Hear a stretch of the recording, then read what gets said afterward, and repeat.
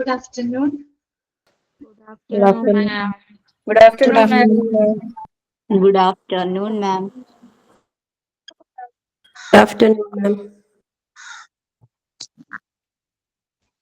Good afternoon, ma'am. Okay. Good afternoon.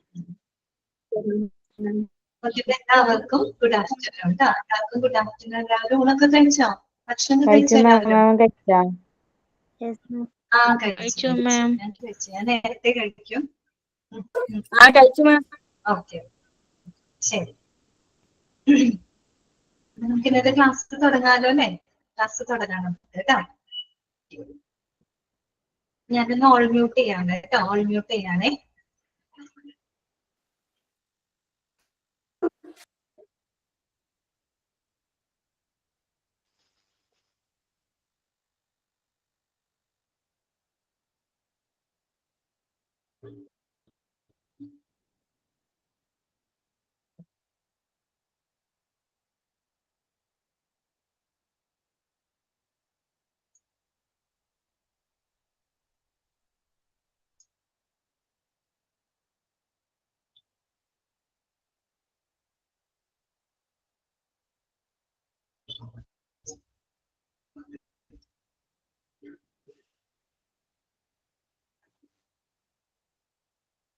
ഒരു minute കേട്ടോ.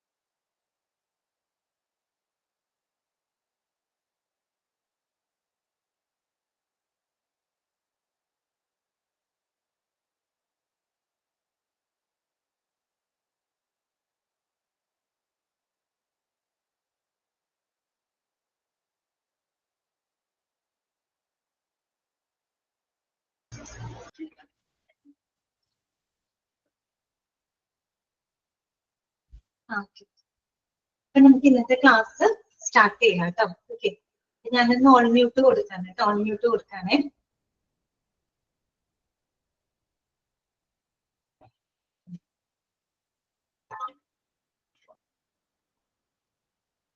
അപ്പൊ നമ്മള് കഴിഞ്ഞ ക്ലാസ്സിൽ കേൾക്കുന്നില്ല നിങ്ങൾക്ക്? അപ്പൊ നമ്മള് കഴിഞ്ഞ ക്ലാസ്സിൽ ക്ലാസിഫിക്കേഷൻ ഓഫ് ഹോസ്പിറ്റൽസിന്റെ എല്ലാ 6 ഫാക്ടേഴ്സിനകത്ത് നമ്മൾ ആർക്കെ, ഗുഡ് ആഫ്റ്റർനൂൺ ആണ്. അപ്പൊ എന്താണ് എല്ലാ 4 ഫാക്ടേഴ്സുകൾ നമ്മൾ ഡിസ്കസ് ചെയ്തു കേട്ടോ. 4 ഫാക്ടേഴ്സുകൾ നമ്മൾ ഡിസ്കസ് ചെയ്തിട്ടുണ്ട്. അതിന് ബേസ് ചെയ്തിട്ടുള്ള ക്ലാസിഫിക്കേഷൻ നമ്മൾ കണ്ടിന്യൂ അല്ലെ. ഇനി നമുക്ക് 2 എണ്ണം കൂടെ പഠിക്കാനുണ്ട് കേട്ടോ. അതോടുകൂടി ഈ ചാപ്റ്റർ നമ്മുടെ തീരും. ഓക്കെ, ഞാൻ ചോദിക്കട്ടെ, നിങ്ങളുടെ എല്ലാവരും പ്രിന്റ് എടുത്തോ? പ്രിന്റ് എടുത്തോ? പ്രിന്റ് എടുത്തില്ലെങ്കിൽ നിങ്ങൾക്ക് ബുദ്ധിമുട്ട് വരും കേട്ടോ. കാര്യം എന്താണെന്ന് വെച്ചാല് ഓക്കെ, പ്രിന്റ് എടുത്തു അല്ലെ. അതിന് പ്രശ്നമില്ല.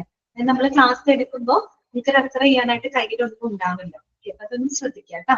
എല്ലാവരും എടുത്തിട്ടുണ്ടല്ലോ? ഓക്കെ, അപ്പൊ നമുക്ക് 5ാമത്തെ ഫാക്ടറിലോട്ട് ബുക്ക് കിട്ടിയില്ല. ഓക്കെ, കുഴപ്പമില്ല. എന്താണ് PDF ഇല്ല? PDF നമ്മുടെ ഗൂഗിൾ ക്ലാസ് റൂമിനകത്തേക്ക് ഇട്ടിട്ടുണ്ട് കേട്ടോ. അപ്പൊ അതിന് നമ്മൾ പ്രിന്റ് എടുക്കണം. ബുക്ക് ഇപ്പൊ പേയ്മെന്റ് ചെയ്തിട്ടുണ്ടല്ലോ. അപ്പൊ പെട്ടെന്ന് തന്നെ നമുക്ക് ബുക്ക് കിട്ടിയിരുന്നു കേട്ടോ. ബുക്ക് അപ്ലൈ ചെയ്തവര്. അല്ലാത്തവർക്ക് ഗൂഗിൾ ക്ലാസ് റൂമിനകത്തേക്ക് PDF ഇട്ട് കൊടുത്തിട്ടുണ്ട്. അത് എത്രയും പെട്ടെന്ന് തന്നെ പ്രിന്റ് എടുക്കാം കേട്ടോ. കുറെ പേരൊക്കെ എടുത്തിട്ടുണ്ടല്ലോ. അപ്പൊ ഇനി നമുക്ക് 5ാമത്തെ ഫാക്ടറിയിലോട്ട് കിടക്കാം. എന്താണ്? സിസ്റ്റം ഓഫ് മെഡിസിൻ ആണ് കേട്ടോ. സിസ്റ്റം ഓഫ് മെഡിസിൻ അഥവാ വൈദ്യശാസ്ത്ര രീതിയാണ്. അതായത് ചികിത്സാ സമ്പ്രദായത്തിനെ അടിസ്ഥാനമാക്കിക്കൊണ്ട് നമുക്ക് എങ്ങനെയൊക്കെ ഹോസ്പിറ്റലിനെ ക്ലാസിഫൈ ചെയ്യാനായിട്ട് സാധിക്കും. ഇങ്ങനെയൊക്കെയാണ് നമുക്ക് അറിയാവുന്ന കാര്യമാണ് അല്ലെ. അതായത് Ayurveda hospital, homeopathy hospital, Unani hospital എന്നൊക്കെ പറഞ്ഞ് നമുക്ക് അതെല്ലാം എന്താണ്? പല രീതിയിലുള്ള വിവിധ തരത്തിലുള്ള സിസ്റ്റം ഓഫ് മെഡിസിൻസ് ആണ് അല്ലെ. ചികിത്സാ രീതികളാണ്. അതിനെ ബേസ് ചെയ്തുകൊണ്ട് നമുക്ക് എന്ത് ചെയ്യാൻ പറ്റും? ഹോസ്പിറ്റലിനെ പലതായിട്ട് ക്ലാസിഫൈ ചെയ്യാനായിട്ട് സാധിക്കും. ഓക്കെ, നമുക്കൊന്ന് ജസ്റ്റ് വായിക്കാം. ഇല്ല കേട്ടോ, PDF ടെക്സ്റ്റ് ബുക്കും ഒന്നും മാറ്റമൊന്നുമില്ല കേട്ടോ, രണ്ടും സെയിം ആണ് കേട്ടോ, രണ്ടും സെയിം കണ്ടന്റ് ആണ് കേട്ടോ. ഓക്കെ, ചാപ്റ്റർ നമ്പർ 4 ആണ് നമ്മൾ എടുക്കുന്നത്. മൊഡ്യൂൾ 1 ചാപ്റ്റർ നമ്പർ 4 ആണ് കേട്ടോ എടുക്കുന്നത്, ക്ലാസിഫിക്കേഷൻ ഓഫ് ഹോസ്പിറ്റൽസ്. ഓക്കെ, അപ്പൊ നമുക്ക് വായിക്കാം. System of medicine. Page number എനിക്കറിയില്ല കേട്ടോ, ബുക്കുള്ളവരാണെങ്കിൽ ഒന്ന് പേജ് നമ്പർ മെൻഷൻ ചെയ്തേക്കൂ കേട്ടോ, അവർക്ക് കിട്ടാൻ എളുപ്പമുണ്ടാവും. 11ാമത്തെ പേജ് നമ്പർ നോക്കാം. System of medicine. In the modern world, allopathy as a system of medicine is mainly used as a system of medicine. ഒരെണ്ണം മതി കേട്ടോ, ഒരു സിസ്റ്റം ഓഫ് മെഡിസിൻ മതി, ഒരെണ്ണം വെട്ടിക്കളഞ്ഞിട്ട് കേട്ടോ. In the modern world, allopathy is mainly used as a system of medicine. അതായത് നമ്മുടെ ഇന്നത്തെ ആധുനിക കാലഘട്ടത്തിൽ ഏറ്റവും കൂടുതൽ പ്രചാരത്തിലുള്ള ഒരു സിസ്റ്റം ഓഫ് മെഡിസിൻ എന്ന് പറയുന്നത് ഏതാണ്? അലോപ്പതിയാണ് അല്ലെ. അലോപ്പതി മെഡിസിൻ ആണ്, ഇംഗ്ലീഷ് മരുന്നുകളാണ് അല്ലെ കൂടുതൽ ആളുകളും ഓപ്റ്റ് ചെയ്യുന്നതാണ്. എല്ലാവരും അല്ല, കുറെ പേരൊക്കെ അല്ലെ. അതാണ് അവിടെ പറയുന്നത്. കൂടുതൽ മോഡേൺ വേൾഡില് ഏറ്റവും പ്രചാരത്തിലുള്ള സിസ്റ്റം ഓഫ് മെഡിസിൻ ഏതാണെന്ന് ചോദിക്കുകയാണെങ്കിൽ അതെന്താണ്? അലോപ്പതി മെഡിസിൻ ആണ്. Okay, however in India, Ayurveda, homeopathy and Unani are also acknowledged system of medicine and preferred by many people. പക്ഷെ നമ്മൾ ഇന്ത്യയിലോട്ട് വരികയാണെങ്കിൽ നമ്മുടെ ഇന്ത്യയിലെ എല്ലാ സിസ്റ്റം ഓഫ് മെഡിസിൻസും നിലവിലുണ്ട്. ശരിക്കും ആയുർവേദം ഉണ്ട്, ഹോമിയോപ്പതി ഉണ്ട്, അതുപോലെ തന്നെ യുനാനി ഉണ്ട്. അങ്ങനെ എല്ലാ വിധത്തിലുമുള്ള സിസ്റ്റം ഓഫ് മെഡിസിൻസും നമ്മുടെ ഇന്ത്യയിൽ അംഗീകരിച്ചിട്ടുണ്ട്. അത് പ്രിഫർ ചെയ്യുന്ന ആളുകളും നമ്മുടെ രാജ്യത്തുണ്ട്. ശരിയല്ലേ നമ്മൾ പറയുന്നത്? കാര്യം ആയുർവേദ എന്ന് പറയുമ്പോൾ നമ്മുടെ പരമ്പരാഗത ഭാരത സംസ്കാരത്തില് അന്ന് മുതലുള്ള ഒരു സിസ്റ്റം ഓഫ് മെഡിസിൻ ആണെന്ത് നമ്മുടെ ആയുർവേദ എന്ന് പറയുന്നത് അല്ലെ. നിങ്ങൾ ഹിസ്റ്ററി ഓഫ് ഹോസ്പിറ്റൽസ് ഒക്കെ കണ്ടതല്ലേ? അതിനകത്തുനിന്ന് മനസ്സിലായി ആയുർവേദ എന്ന് പറയുന്നത് നമ്മുടെ ഭാരത സംസ്കാരത്തില് പരമ്പരാഗത ഭാരത സംസ്കാരത്തിൽ തന്നെ നിലനിന്നിരുന്ന ഇപ്പോഴും നിലകൊള്ളുന്ന ഒരു സിസ്റ്റം ഓഫ് മെഡിസിൻ ആണ് അല്ലെ ആയുർവേദം എന്ന് പറയുന്നത്. അതുപോലെ തന്നെ ഹോമിയോപ്പതി അല്ലെ. ഹോമിയോപ്പതി കൂടുതൽ ചില ആളുകൾക്ക് ഹോമിയോപ്പതി ആയിരിക്കും കൂടുതൽ അവരെ പ്രിഫർ ചെയ്യുന്നത് അല്ലെ. അപ്പൊ ഹോമിയോപ്പതിയുടെ പ്രത്യേകത എന്താണെന്ന് വെച്ചാൽ വേറൊന്നുമല്ല, ബോഡിക്ക് തന്നെ നമ്മുടെ ഹ്യൂമൻ ബോഡിക്ക് തന്നെ ക്യൂർ ചെയ്യാനുള്ള ഒരു കപ്പാസിറ്റി ഉണ്ട്. The body can cure itself. അതായത് ഹ്യൂമൻ ബോഡിക്ക് തന്നെ അതിനെ തന്നെ ക്യൂർ ചെയ്യാനുള്ള ഒരു കപ്പാസിറ്റി ഉണ്ട് എന്നുള്ളൊരു ആശയത്തിലാണ് നമ്മുടെ ഹോമിയോപ്പതി ഒക്കെ വന്നേക്കുന്നത് കേട്ടോ. ഹോമിയോപ്പതിയുടെ ആ ഒരു ഐഡിയ അത്രയേ ഉള്ളൂ. The body can cure itself. നമ്മുടെ ഹ്യൂമൻ ബോഡിക്ക് തന്നെത്താൻ തന്നെ ക്യൂർ ചെയ്യാനായിട്ട് ഹീൽ ചെയ്യാനുള്ള ഒരു കപ്പാസിറ്റി ഉണ്ട് എന്നുള്ള ആ ഒരു ഐഡിയയിൽ നിന്നാണ് ഹോമിയോപ്പതി ഒക്കെ വന്നേക്കുന്നത്. അതുപോലെ തന്നെ യുനാനി. ഓക്കെ, യുനാനി എന്ന് പറഞ്ഞാൽ എന്താണ്? പണ്ട് നമ്മുടെ ഗ്രീസിൽ നിന്നും ഒറിജിനേറ്റ് ചെയ്തിട്ടുള്ള ഒരു സിസ്റ്റം ഓഫ് മെഡിസിൻ ആണ് കേട്ടോ യുനാനി എന്ന് പറഞ്ഞ്. ഗ്രീസ് നിങ്ങള് ഫാദർ ഓഫ് മെഡിസിൻ ഒക്കെ പഠിച്ചിട്ടല്ലേ, ഹിപ്പോക്രൈറ്റസ് എന്നൊക്കെ പറഞ്ഞ് പഠിച്ചില്ലേ? അദ്ദേഹം ഒരു ഗ്രീക്ക് തത്വചിന്തകനായിരുന്നു, ഒരു ഫിസിഷ്യൻ ആയിരുന്നു അദ്ദേഹം. അതേ ഗ്രീക്കിൽ നിന്നും തന്നെ ഒറിജിനേറ്റ് ചെയ്തിട്ടുള്ള ഒരു സിസ്റ്റം ഓഫ് മെഡിസിൻ ആണ് യുനാനി എന്ന് പറയുന്നത്. ഇപ്പൊ പൊതുവെ എല്ലാവരും വിചാരിക്കുന്നത് ഒരു മുസ്ലിം കൾച്ചറിൽ നിലകൊണ്ടിരുന്ന സിസ്റ്റം ഓഫ് മെഡിസിൻ ആണെന്ന്. ശരിക്കും മുസ്ലിം കൾച്ചറിൽ നിന്ന് ഒറിജിനേറ്റ് ചെയ്ത് വന്നതല്ല, ഗ്രീസിൽ നിന്നും ഒറിജിനേറ്റ് ചെയ്ത് വന്നതാണ്. പക്ഷെ അത് ഈ പറയുന്ന നമ്മുടെ അറബ് പേർഷ്യയിലൊക്കെയാണ് അത് കൂടുതൽ അത് ഡെവലപ്പ് ചെയ്തത്. യുനാനി കൂടുതൽ വികസിച്ചത് ഈ പറയുന്ന പേർഷ്യൻ കൺട്രീസിലൊക്കെയാണ് കേട്ടോ. ഈ ഗ്രീസിന് ശരിക്കും അറബിയിൽ പറയുന്ന പേരാണ് യുനാനി എന്ന് കേട്ടോ. അപ്പൊ ആ ഒരു ഇതിന്റെ ജസ്റ്റ് പറഞ്ഞെന്ന് മാത്രമേ ഉള്ളൂ. കൂടുതലും പ്രകൃതിപരമായിട്ടുള്ള ചികിത്സ കാര്യങ്ങളൊക്കെയാണ് അവിടെ നടത്തുന്നത് കേട്ടോ. അത്തരത്തിലുള്ള യുനാനി അങ്ങനെയുള്ള എല്ലാ സിസ്റ്റം ഓഫ് മെഡിസിൻസും നമ്മുടെ രാജ്യത്ത് നിലനിൽക്കും. അത് തന്നെയാണ് എന്ത് അതിന്റെ ക്ലാസിഫിക്കേഷൻ കേട്ടോ. അപ്പൊ നമുക്ക് നോക്കാം. Depending upon their prominent system of medicine, hospitals can be classified as homeopathic hospital, Ayurveda hospital or Unani hospital. അപ്പൊ നമ്മൾ ഈ സിസ്റ്റം ഓഫ് മെഡിസിനെ ഡിപ്പെൻഡ് ചെയ്തുകൊണ്ട് നമ്മൾ എങ്ങനെയൊക്കെ തരംതിരിച്ചിരിക്കുന്നത്? അതെ, Ayurveda hospital, homeopathic hospital, Unani hospital എന്നൊക്കെ നമ്മൾ പലതായിട്ട് ക്ലാസിഫൈ ചെയ്തിരിക്കും. ഓക്കെ, ഇത്രയേ ഉള്ളൂ കേട്ടോ. Even though such hospitals are few in numbers, there is an increasing interest of people in availing the treatment of this system of medicines. പക്ഷെ നമ്മൾ ഈ പറയുന്ന ഹോസ്പിറ്റലുകളെല്ലാം എണ്ണത്തിൽ വളരെ കുറവാണ് അല്ലെ. ആയുർവേദ ഹോസ്പിറ്റൽ എടുത്താലും ഹോമിയോപ്പതി എടുത്താലും യുനാനി ഒക്കെ എടുത്താൽ വളരെ കുറച്ച് മാത്രമേ ഉള്ളൂ അല്ലെ, എണ്ണത്തിൽ വളരെ കുറവുള്ളൂ. എങ്കിൽ കൂടിയും എന്താണ് അത് കൂടുതൽ അങ്ങനെയുള്ള ട്രീറ്റ്മെന്റ് ആഗ്രഹിക്കുന്ന അവയിൽ ചെയ്യാനായിട്ട് ആഗ്രഹിക്കുന്ന ആളുകളും നമ്മുടെ ഇടയിലുണ്ട്. ശരിക്കും പറഞ്ഞാൽ ഇന്ത്യയിലോട്ട് വരികയാണെങ്കിൽ എല്ലാ സിസ്റ്റം ഓഫ് മെഡിസിൻസും നമ്മുടെ ഇന്ത്യയിൽ ഉണ്ട് കേട്ടോ. അതായത് അലോപ്പതിക് മെഡിസിൻ ഉണ്ട്, ആയുർവേദം ഉണ്ട്, യുനാനി ഉണ്ട്, അതുപോലെ തന്നെ ഹോമിയോപ്പതി, ഇങ്ങനെ എല്ലാ സിസ്റ്റം ഓഫ് മെഡിസിൻസും ഉള്ള ഒരു രാജ്യമാണ് നമ്മുടെ ഇന്ത്യ കേട്ടോ. ഓക്കെ, ഇത്രയേ ഉള്ളൂ കേട്ടോ. സിസ്റ്റം ഓഫ് മെഡിസിനെ ബേസ് ചെയ്തിട്ട് നമ്മൾ ഇങ്ങനെയാണ് ഹോസ്പിറ്റലിനെ ക്ലാസിഫൈ ചെയ്യുന്നത്. ക്ലിയർ ആണല്ലോ പറഞ്ഞത്? ഡൗട്ടൊന്നുമില്ല നിങ്ങൾക്ക്? ഓക്കെ അല്ലേ? ശരി. ഇനി 6th പോയിന്റ് ആണ് ഇത്, ലെങ്ത് ഓഫ് സ്റ്റേ ആണ് കേട്ടോ. ലെങ്ത് ഓഫ് സ്റ്റേ 6ാമത്തെ ഫാക്ടർ ആണ്. അതായത് താമസത്തിന്റെ ദൈർഘ്യമാണ് ഉദ്ദേശിക്കുന്നത്. ആരുടെ താമസത്തിന്റെ ദൈർഘ്യമാണ്? പേഷ്യൻസിന്റെ, അല്ലെ? രോഗികള് അവരുടെ ചികിത്സയുടെ ഭാഗമായിട്ട് ഒരു പക്ഷെ ഹോസ്പിറ്റലിൽ ചെലവഴിക്കേണ്ടി വരുന്ന ആ ഒരു ടൈം, അല്ലെ? ആ ടൈം പീരീഡ്, ഓക്കെ, ആ ഒരു ലെങ്ത് ഓഫ് സ്റ്റേ, അതിനെ ബേസ് ചെയ്തുകൊണ്ട് നമുക്ക് എന്ത് ചെയ്യാൻ പറ്റും? ഹോസ്പിറ്റലിനെ ക്ലാസിഫൈ ചെയ്യാനായിട്ട് സാധിക്കും. ഓക്കെ, അപ്പൊ അതെന്താ നമുക്ക് നോക്കാം. On the basis of length of stay, എന്താണ് ഡൗട്ട് എന്തെങ്കിലും ഉണ്ടോ? ഇല്ല. അയ്യോ, ഞാൻ വായിക്കാൻ വിട്ടുപോയോ? Okay okay. Depending upon their prominent system of medicine, ആ സെന്റൻസ് ഞാൻ വായിക്കാനായിട്ട് മറന്നുപോയി അല്ലേ? ഓക്കെ, മനസ്സിലായി.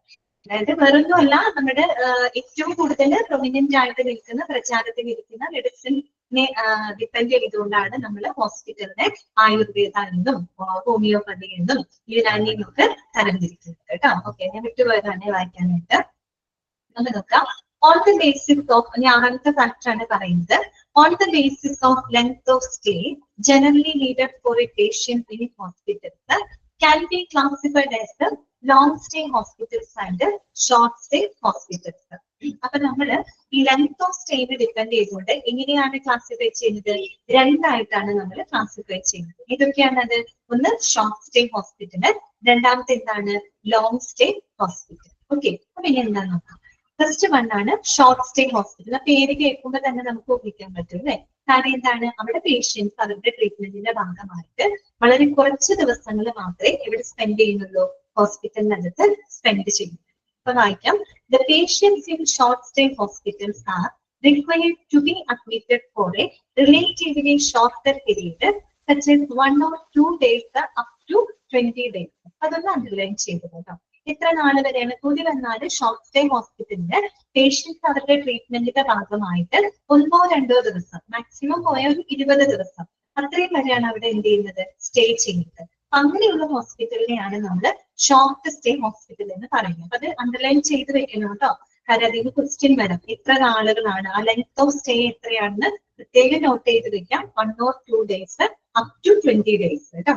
ഓക്കെ, ആ ഡേറ്റ്സിന്റെ എണ്ണമൊക്കെ അങ്ങോട്ടും ഇങ്ങോട്ടും തെറ്റിച്ച ഓപ്ഷനിൽ തരും. അപ്പൊ നിങ്ങൾക്ക് തെറ്റിപ്പോകരുത്, അതുകൊണ്ടാണ് അണ്ടർലൈൻ ചെയ്യുന്നത് കേട്ടോ. പിന്നെ എന്താണ്? Most hospitals that we see in our locality are short stay hospitals. നമ്മുടെ ലൊക്കാലിറ്റിയിൽ നമ്മൾ അധികം കാണുന്ന ഹോസ്പിറ്റൽസും എന്ത് തന്നെയാണ്? ഷോർട്ട് സ്റ്റേ ഹോസ്പിറ്റൽസ് ആണ് കേട്ടോ. ഓക്കെ, ക്ലിയർ ആണല്ലോ? അടുത്തതാണ് ലോങ് സ്റ്റേ ഹോസ്പിറ്റൽസ് കേട്ടോ. ലോങ് സ്റ്റേ ഹോസ്പിറ്റൽസ് എന്തായിരിക്കും? ആ പേരിൽ നിന്ന് നമുക്ക് മനസ്സിലാക്കാം. എന്തെങ്കിലും ഡൗട്ട് ഉണ്ടോ നിങ്ങൾക്ക്? എന്തെങ്കിലും ഡൗട്ട് ഉണ്ടോ? നിങ്ങൾ തമ്മിൽ ഡിസ്കഷൻ നടക്കുവാണോ? എന്തെങ്കിലും ഡൗട്ട് ഉണ്ടെങ്കിൽ ചോദിച്ചോളൂ കേട്ടോ. ഓക്കെ, ഞാൻ ക്ലിയർ ആയെന്ന് പറഞ്ഞതുകൊണ്ടാണ് കണ്ടിന്യൂ ചെയ്ത് പോകുന്നത് കേട്ടോ. Okay, long stay hospitals. These hospitals offer care that generally requires its patients to stay for a ഒന്ന് ഷോർട്ട് ആക്കി പറഞ്ഞാൽ മതി. These hospitals offer care that generally requires its patient to stay for a long term, such as months or years in the hospital. Long stay hospital ആകുമ്പോൾ അവിടെ patients എങ്ങനെയാണ്? ചിലപ്പോൾ അവരുടെ ട്രീറ്റ്മെന്റിന്റെ ഭാഗമായിട്ട് മാസങ്ങളോളം, ഒരു പക്ഷെ വർഷങ്ങളോളം അവർക്ക് സ്റ്റേ ചെയ്യേണ്ടതായിട്ട് വരും. ഓക്കെ, അങ്ങനെയുള്ളതിനെയാണ് ലോങ് സ്റ്റേ എന്ന് പറയുന്നത്. എക്സാമ്പിൾസ് ഏതൊക്കെയാണ് പഠിച്ചു വെക്കുക കേട്ടോ. Typically such hospitals will be mental hospital, അതുപോലെ തന്നെ rehabilitation centre, geriatric care centres, palliative care units etcetera. അപ്പൊ കൃത്യമായിട്ട് പഠിച്ചു വെക്കുക കേട്ടോ. ലോങ് സ്റ്റേ ഹോസ്പിറ്റലിന് എക്സാമ്പിൾ ഏതൊക്കെയാണെന്ന്? മെന്റൽ ഹോസ്പിറ്റൽസ്, മാനസിക രോഗ ആശുപത്രികള്, അതുപോലെ തന്നെ റിഹാബിലിറ്റേഷൻ സെന്ററുകള്, പുനരധിവാസ കേന്ദ്രങ്ങളൊക്കെ ഉണ്ടായിരിക്കും അല്ലെ? ചില അസുഖങ്ങളൊക്കെ വന്നിട്ട് പിന്നെ അവർക്ക് അവരെ റീഹാബിലിറ്റേറ്റ് ചെയ്യാന്നുള്ള പർപ്പസിൽ പ്രവർത്തിക്കുന്ന ചില ഹെൽത്ത് കെയർ സെന്ററുകൾ ഉണ്ട്. പിന്നെ എന്താണ്? Geriatric care centres. ജെറിയാട്രിക് എന്ന് പറഞ്ഞാൽ എന്താണ്? വാർദ്ധക്യ സഹജമാണ്, എന്താണ് വയസ്സായ ആളുകളാണ് കേട്ടോ. അവർക്കൊക്കെ പ്രത്യേക പരിചരണം കൊടുക്കുന്ന അതന്നെ ഓൾഡ് ഏജ് പീപ്പിൾ കേട്ടോ, അങ്ങനെയുള്ള സെന്ററുകളുണ്ട്. പിന്നെ നിങ്ങൾക്ക് അറിയാലോ പാലിയേറ്റീവ് കെയർ യൂണിറ്റ്സ്, ഇതൊക്കെയാണ് ലോങ് സ്റ്റേ ഹോസ്പിറ്റൽസിന് എക്സാമ്പിൾ ആയിട്ട് പറയുന്നത്. കാര്യം അവിടെ പേഷ്യൻസിന് ഒരുപക്ഷെ ദിവസങ്ങളോളം, ദിവസം എന്ന് പറയാൻ പറ്റില്ല, ചിലപ്പോൾ മാസങ്ങളോളം വർഷങ്ങളോളം അവർക്ക് അവിടെ ചെലവഴിക്കേണ്ടതായിട്ട് വരും. Okay, due to long term residential needs these hospitals are built in such a manner that it gives it a feel of a home-like environment rather than a hospital. ഒരുപാട് നാൾ സ്റ്റേ ചെയ്യുന്നത് കൊണ്ട് തന്നെ ഇത്തരം ഹോസ്പിറ്റലുകൾ എപ്പോഴും ഒരു ഹോംലി ലൈക്ക് എൻവിയോൺമെന്റ് എന്നുള്ള രീതിയിലായിരിക്കും ബിൽഡ് ചെയ്യുന്നുണ്ടാവുക. കാര്യം നമുക്കറിയാം ഹോസ്പിറ്റലിൽ താമസിക്കാൻ എന്ന് പറഞ്ഞാൽ ഹോസ്പിറ്റലിൽ നമുക്ക് അത്ര കംഫർട്ടബിൾ ആയിരിക്കില്ല അല്ലോ. അപ്പൊ ഇങ്ങനെ മാസങ്ങളോളം വർഷങ്ങളോളം ഒക്കെ ട്രീറ്റ്മെന്റിന് വേണ്ടിയിട്ട് ഇരിക്കുമ്പോൾ അവർക്ക് ഒരിക്കലും മടുപ്പ് തോന്നരുത് അല്ലെ. അതുകൊണ്ട് തന്നെ അങ്ങനെയുള്ള ഹോസ്പിറ്റലുകൾ എപ്പോഴും ഒരു ഹോംലി ലൈക്ക് എൻവിയോൺമെന്റ്, ഒരു ഹോംലി ലൈക്ക് അറ്റ്മോസ്ഫിയർ ഉണ്ടാകുന്ന രീതിയിലായിരിക്കും ബിൽഡ് ചെയ്തിട്ടുണ്ടാവുക. ഓക്കെ, അപ്പൊ പ്രധാനമായിട്ടും ഇത്രയേ ഉള്ളൂ ക്ലാസിഫിക്കേഷൻ ഓഫ് ഹോസ്പിറ്റൽ. നമ്മൾ 6 ഫാക്ടറിനെയാണ് എന്താണ് ടെക്സ്റ്റ് ബുക്കിലുള്ളതാണ്. അതേതോ ടെക്സ്റ്റ് ബുക്കിലുള്ള കാര്യങ്ങളാണ് നമ്മൾ പറയുന്നത്. ഓക്കെ, വേറെ ഒന്നും പുറത്തുനിന്ന് പറയുന്നില്ല കേട്ടോ, നിങ്ങളുടെ ടെക്സ്റ്റ് ബുക്കിലുള്ള കാര്യങ്ങളാണ്. ജെറിയാട്രിക് കെയർ എന്ന് പറഞ്ഞാല് വയസ്സായ ആളുകൾക്ക് പരിചരണം കൊടുക്കുന്ന സെന്ററുകൾ കേട്ടോ, വയസ്സായ ആളുകൾക്ക് പരിചരണം കൊടുക്കുന്ന സെന്റർ. ഇതോട് കൂടിയിട്ട് നമ്മുടെ ഈ ചാപ്റ്റർ ഇവിടെ അവസാനിക്കുകയാണ് കേട്ടോ. അപ്പൊ നമ്മള് ഈ ക്ലാസിഫിക്കേഷൻ ആണ് കണ്ടത്. പ്രധാനമായിട്ടും 6 ഫാക്ടറുകൾ നമ്മൾ ഡിസ്കസ് ചെയ്തിരുന്നു. സെൽസ് എന്ന് പറഞ്ഞാൽ അറിയാലോ, നമ്പർ ഓഫ് ഇൻപേഷ്യന്റ് ബെഡ്സ് ആണ്. അതിനെ ബേസ് ചെയ്തിട്ട് നമ്മൾ 3 ആയിട്ട് ക്ലാസിഫൈ ചെയ്തു. അപ്പൊ അവിടെ ബെഡുകളുടെ എണ്ണം നിങ്ങൾ നോട്ട് ചെയ്ത് പഠിക്കുന്നു കേട്ടോ. രണ്ടാമത്തെ നമ്മൾ പറഞ്ഞത് ലെവൽ ഓഫ് കെയർ ആണ്. അതിനെ ബേസ് ചെയ്ത് നമ്മൾ 3 ആയിട്ട് ക്ലാസിഫൈ ചെയ്തു.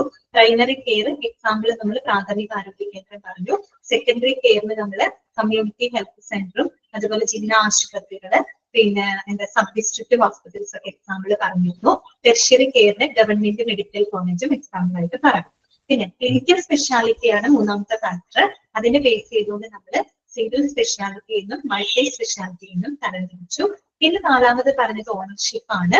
അതിൽ നമ്മൾ പ്രധാനമായിട്ടും പബ്ലിക് ഹോസ്പിറ്റലും പ്രൈവറ്റ് ഹോസ്പിറ്റലും, പബ്ലിക് ഹോസ്പിറ്റലിൽ തന്നെ നമ്മൾ ഒത്തിരിയേറെ എക്സാമ്പിൾസ് പഠിച്ചിട്ട് central government, state government, district administration, അതിനൊക്കെ ആയിട്ട് ഓരോ എക്സാമ്പിൾസ് നമ്മൾ കണ്ടിരുന്നിട്ടാണ്. പിന്നെ നമ്മൾ ഇന്ന് പഠിച്ചത് ഈ പറയുന്ന എന്താ പറയാ സിസ്റ്റം ഓഫ് മെഡിസിൻ ആണ്. അതിനെ ബേസ് ചെയ്തിട്ട് ആയുർവേദം, അലോപ്പതി, യുനാനി, ഹോമിയോപ്പതി അങ്ങനെയൊക്കെ നമ്മൾ ക്ലാസിഫൈ ചെയ്തു. ഇത്രയും അതിനകത്ത് പഠിക്കാനുള്ളൂ. പിന്നെ ലെങ്ത് ഓഫ് സ്റ്റേ ആണ്. അതിൽ ഇമ്പോർട്ടന്റ് ആയിട്ട് ഫോക്കസ് ചെയ്യേണ്ടത് 2 ഉണ്ട്. ഷോർട്ട് സ്റ്റേ ഹോസ്പിറ്റലും ലോങ് സ്റ്റേ ഹോസ്പിറ്റലും. ഷോർട്ട് സ്റ്റേ ഹോസ്പിറ്റൽ ആണെങ്കിൽ അവിടെ ലെങ്ത് ഓഫ് സ്റ്റേ എന്ന് പറയുന്നത് 1 or 2 days up to maximum 20 days ആണ് കേട്ടോ.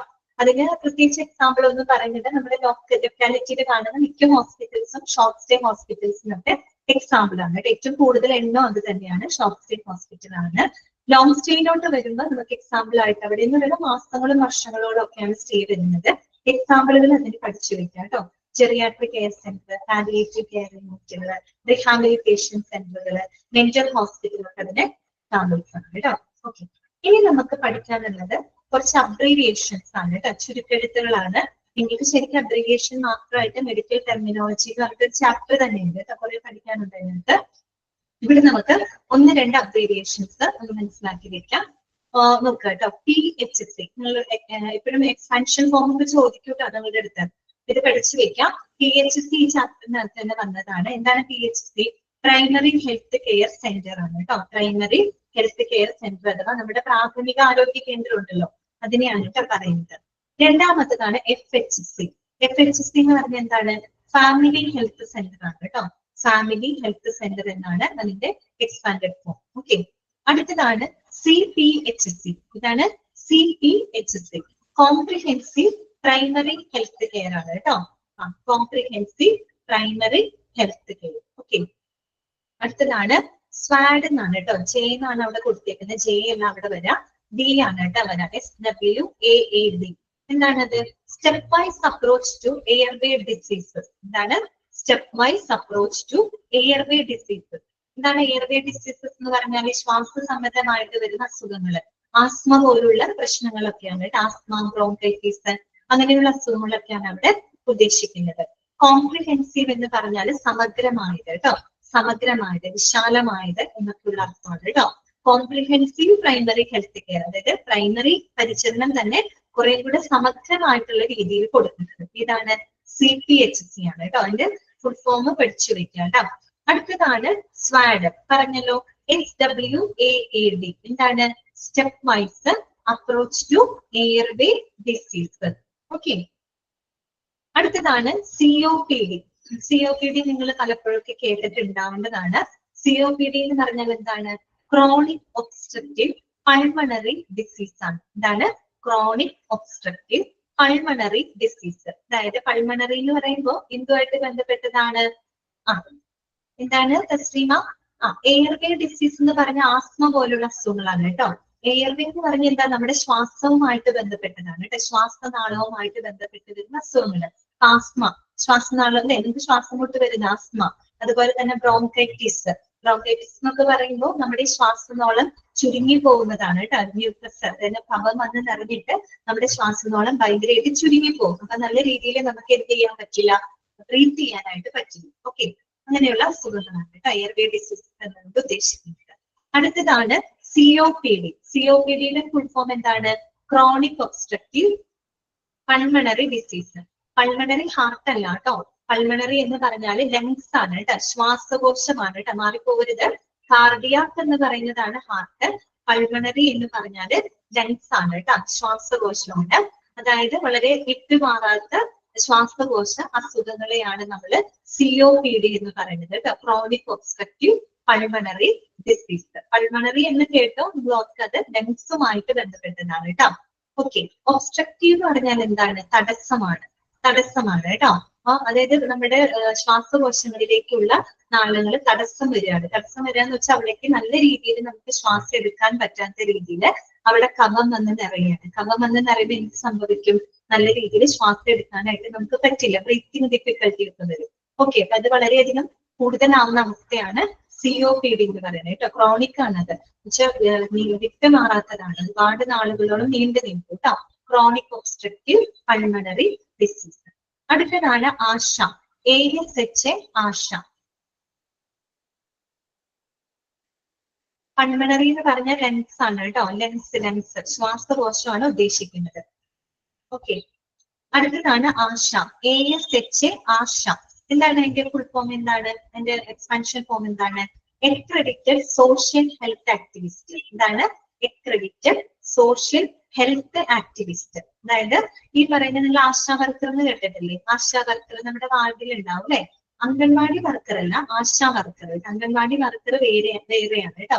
ഈ ആശാ വർക്കർമാരാണ് നമ്മുടെ ഹെൽത്ത് സെന്ററിൽ നിന്നുള്ള കാര്യങ്ങളൊക്കെ നമ്മളോട് വന്ന് പറയും. അതുപോലെ കുട്ടികൾക്ക് വാക്സിനേഷനും മറ്റും എടുക്കേണ്ട സമയമാകുമ്പോൾ അവരാണ് വന്ന് അറിയിക്കുന്നതൊക്കെ അല്ലെ, ആശാ വർക്കർമാരുണ്ടായിട്ട്. അതിന്റെ ആശ എന്നതിന്റെ ഫുൾ ഫോം ആണിത് അക്രഡിറ്റഡ് സോഷ്യൽ ഹെൽത്ത് ആക്ടിവിറ്റീസ് കേട്ടോ. അടുത്തതാണ് AWW. എന്താണ്? അതാണ് അംഗൻവാടി വർക്കർ. എന്താണ്? അംഗൻവാടി വർക്കർ. അതൊക്കെ നിങ്ങൾ ചിലപ്പോൾ പോസ്റ്ററിലൊക്കെ കണ്ടിട്ടുണ്ടാവും. AWW, anganwadi worker. അടുത്തതാണ് WHSNC. WHSNC എന്താണത്? അക്രഡിറ്റഡ് എന്ന് വെച്ചാൽ അംഗീകൃതമായിട്ടുള്ള കേട്ടോ, അംഗീകൃതമായിട്ടുള്ള. ഓക്കെ, WHSNC എന്ന് പറഞ്ഞാല് ward health sanitation and nutrition committee. എന്താണ്? Ward health sanitation and nutrition committee. Okay, WHSNC കേട്ടോ. നമ്മൾ ചിലപ്പോഴൊക്കെ വാർഡിൽ നിന്ന് ഈ പറയുന്ന ഹെൽത്ത് കെയറിന്റെ ഭാഗമായിട്ട് നമ്മുടെ വീടുകളിലൊക്കെ ചിലപ്പോൾ ഈ പറയുന്ന അയൺ ഗുളികയൊക്കെ കൊണ്ടുവരാറുണ്ട് അല്ലെ, അയൺ ഗുളികകൾ കൊണ്ടുവരാറുണ്ട്. അതുപോലെ തന്നെ നമ്മുടെ കിണർ ശുദ്ധീകരിക്കാനായിട്ട് ബ്ലീച്ചിങ് പൗഡർ ഒക്കെ ആയിട്ട് വരും. അപ്പൊ ഒരു ബ്ലീച്ചിങ് പൗഡർ കൊണ്ടുവന്നിട്ട് അവർ പറയും ഡൈല്യൂട്ട് ചെയ്തിട്ട് കിണറ്റിൽ വെള്ളത്തിൽ ഒഴിക്കാനൊക്കെ ആയിട്ട് നമ്മളോട് പറയും അല്ലെ. അങ്ങനെയൊക്കെ കൊണ്ടുവരുന്ന ആളുകൾ ഈ WHSNC വിഭാഗത്തിൽപ്പെട്ട ആൾക്കാരാണ് കേട്ടോ. ഹെൽത്ത് സെന്ററിന്റെ തന്നെ ഭാഗമാണ്. ആശാ വർക്കർ അല്ല, അത് രണ്ടും വ്യത്യാസമുണ്ട് കേട്ടോ. ആശാ വർക്കർ അല്ല, WHSNC എന്ന് പറഞ്ഞാല് ward health sanitation and nutrition committee. സാനിറ്റേഷന്റെ ഭാഗമായിട്ട്, ശുചിത്വത്തിന്റെ ഭാഗമായിട്ട് ഹെൽത്ത് സെന്ററിൽ നിന്നും വരുന്ന ആളുകളാണ് കേട്ടോ. അങ്ങനെ പറയുന്ന ഈ ബ്ലീച്ചിങ് പൗഡർ ഒക്കെ കൊണ്ടുവരുന്ന ആളുകളാണ് കേട്ടോ ഹെൽത്ത് സെന്ററിൽ നിന്നൊക്കെ. അങ്ങനെയുള്ള ആൾക്കാരൊക്കെ WHSNCയിൽ പെടുന്ന ആളുകളാണ് കേട്ടോ. ഓക്കെ, ക്ലിയർ ആയോ നിങ്ങൾക്ക് അബ്രിഗേഷൻസ്? ഓക്കെ ആണോ? അപ്പൊ നമുക്ക് അങ്ങനെ നമ്മുടെ ഈ ചാപ്റ്റർ ഇവിടെ അവസാനിക്കുകയാണ് കേട്ടോ. അപ്പൊ നമുക്കിനി നെക്സ്റ്റ് ചാപ്റ്ററിലേക്ക് കടക്കാം. ഏതാണ് നെക്സ്റ്റ് ചാപ്റ്റർ? ഞാൻ എടുക്കാൻ പോകുന്ന ചാപ്റ്റർ ഇതാണ്. ഓക്കെ, ചാപ്റ്റർ നമ്പർ 11 ആണ് കേട്ടോ, 11 എന്താണ്? ഇന്റൻസീവ് കെയർ യൂണിറ്റ് കേട്ടോ. പുതിയ ചാപ്റ്റർ ആണ് ഇന്റൻസീവ് കെയർ യൂണിറ്റ് അഥവാ ICU എന്ന് പറയുന്ന ചാപ്റ്റർ ആണ് നമ്മൾ എടുക്കുന്നത് കേട്ടോ. ക്ലാസ് ഓക്കെ ഷനീഫ, കുഴപ്പമില്ല കേട്ടോ. ലൈവ് ക്ലാസ് കാണുന്നത് ഇപ്പോഴാണ്. ഷനീഫ, മിസ്സായിട്ടുള്ള ക്ലാസ്സുകളുടെ റെക്കോർഡഡ് വീഡിയോസ് ഉണ്ടായിരിക്കും നിങ്ങളുടെ ഗൂഗിൾ ക്ലാസ് റൂമിനകത്ത് കേട്ടോ. അത് കാണാൻ ശ്രമിക്കുക കേട്ടോ, അത് കാണാൻ നോക്കുക. അപ്പൊ നമ്മള് ഇനി എടുക്കാൻ പോകുന്ന ചാപ്റ്റർ ഇതാണ്, chapter number 11 intensive care unit കേട്ടോ. ICU ആണ്. ICU എന്ന് പറയുന്നത് നിങ്ങൾക്ക് എല്ലാവർക്കും ഫെമിലിയർ ആയിട്ടുള്ള ഒരു വേർഡാണ് അല്ലെ. എന്താണത്? തീവ്ര പരിചരണ വിഭാഗമാണ് കേട്ടോ. തീവ്ര പരിചരണ വിഭാഗത്തിനെയാണ് നമ്മൾ ICU അഥവാ ഇന്റൻസീവ് കെയർ യൂണിറ്റ് എന്ന് പറയുന്നത്. ഓക്കെ, എന്താണ് ICUവിന്റെ പ്രത്യേകത? എന്താണ് ICU എന്ന് പറയുന്നത്? നമുക്കറിയാം അല്ലെ, വളരെ ക്രിട്ടിക്കൽ ആയിട്ടുള്ള ഗുരുതരമായിട്ടുള്ള അസുഖങ്ങളുള്ള ആളുകൾക്ക് പ്രത്യേക പരിചരണം കൊടുക്കുന്ന ഹോസ്പിറ്റലിലെ ഒരു യൂണിറ്റ് ആണ് അല്ലെ ഇന്റൻസീവ് കെയർ യൂണിറ്റ് എന്ന് പറയുന്നത്. അതിന് മറ്റു പല പേരുകളും പറയും കേട്ടോ. ക്രിട്ടിക്കൽ കെയർ യൂണിറ്റ് എന്നൊക്കെ നമുക്ക് പറയാം. Critical care unit. എന്തുകൊണ്ടാണ് ക്രിട്ടിക്കൽ കെയർ യൂണിറ്റ് എന്ന് പറയാൻ കാരണം? കാര്യം ക്രിട്ടിക്കൽ ആയിട്ടുള്ള പേഷ്യൻസിനെ വരെ അവിടെ പരിചരിക്കുന്നത് കൊണ്ടാണ് അല്ലെ. പിന്നെന്താണ്? ഇന്റൻസീവ് ട്രീറ്റ്മെന്റ് യൂണിറ്റ് അങ്ങനെയും നമുക്ക് പറയാം കേട്ടോ. ഇന്റൻസീവ് ട്രീറ്റ്മെന്റ്, കാര്യം വളരെ തീവ്രമായിട്ടുള്ള ഒരു ട്രീറ്റ്മെന്റ് ആണ് അവിടെ പേഷ്യൻസിനായിട്ട് പ്രൊവൈഡ് ചെയ്യുന്നത് അല്ലെ. മറ്റുള്ള പേഷ്യൻസിൽ നിന്ന് വ്യത്യസ്തമായിട്ട് പ്രത്യേക പരിഗണന അർഹിക്കുന്ന, പ്രത്യേക പരിചരണം ആവശ്യമുള്ള രോഗികൾക്ക് കൊടുക്കുന്ന അല്ലെങ്കിൽ ട്രീറ്റ്മെന്റ് കൊടുക്കുന്ന ഒരു സ്ഥലമാണ് ICU എന്ന് പറയുന്നത് കേട്ടോ. ICU എന്ന് പറയാൻ നമുക്ക് CCU എന്ന് പറയാം കേട്ടോ.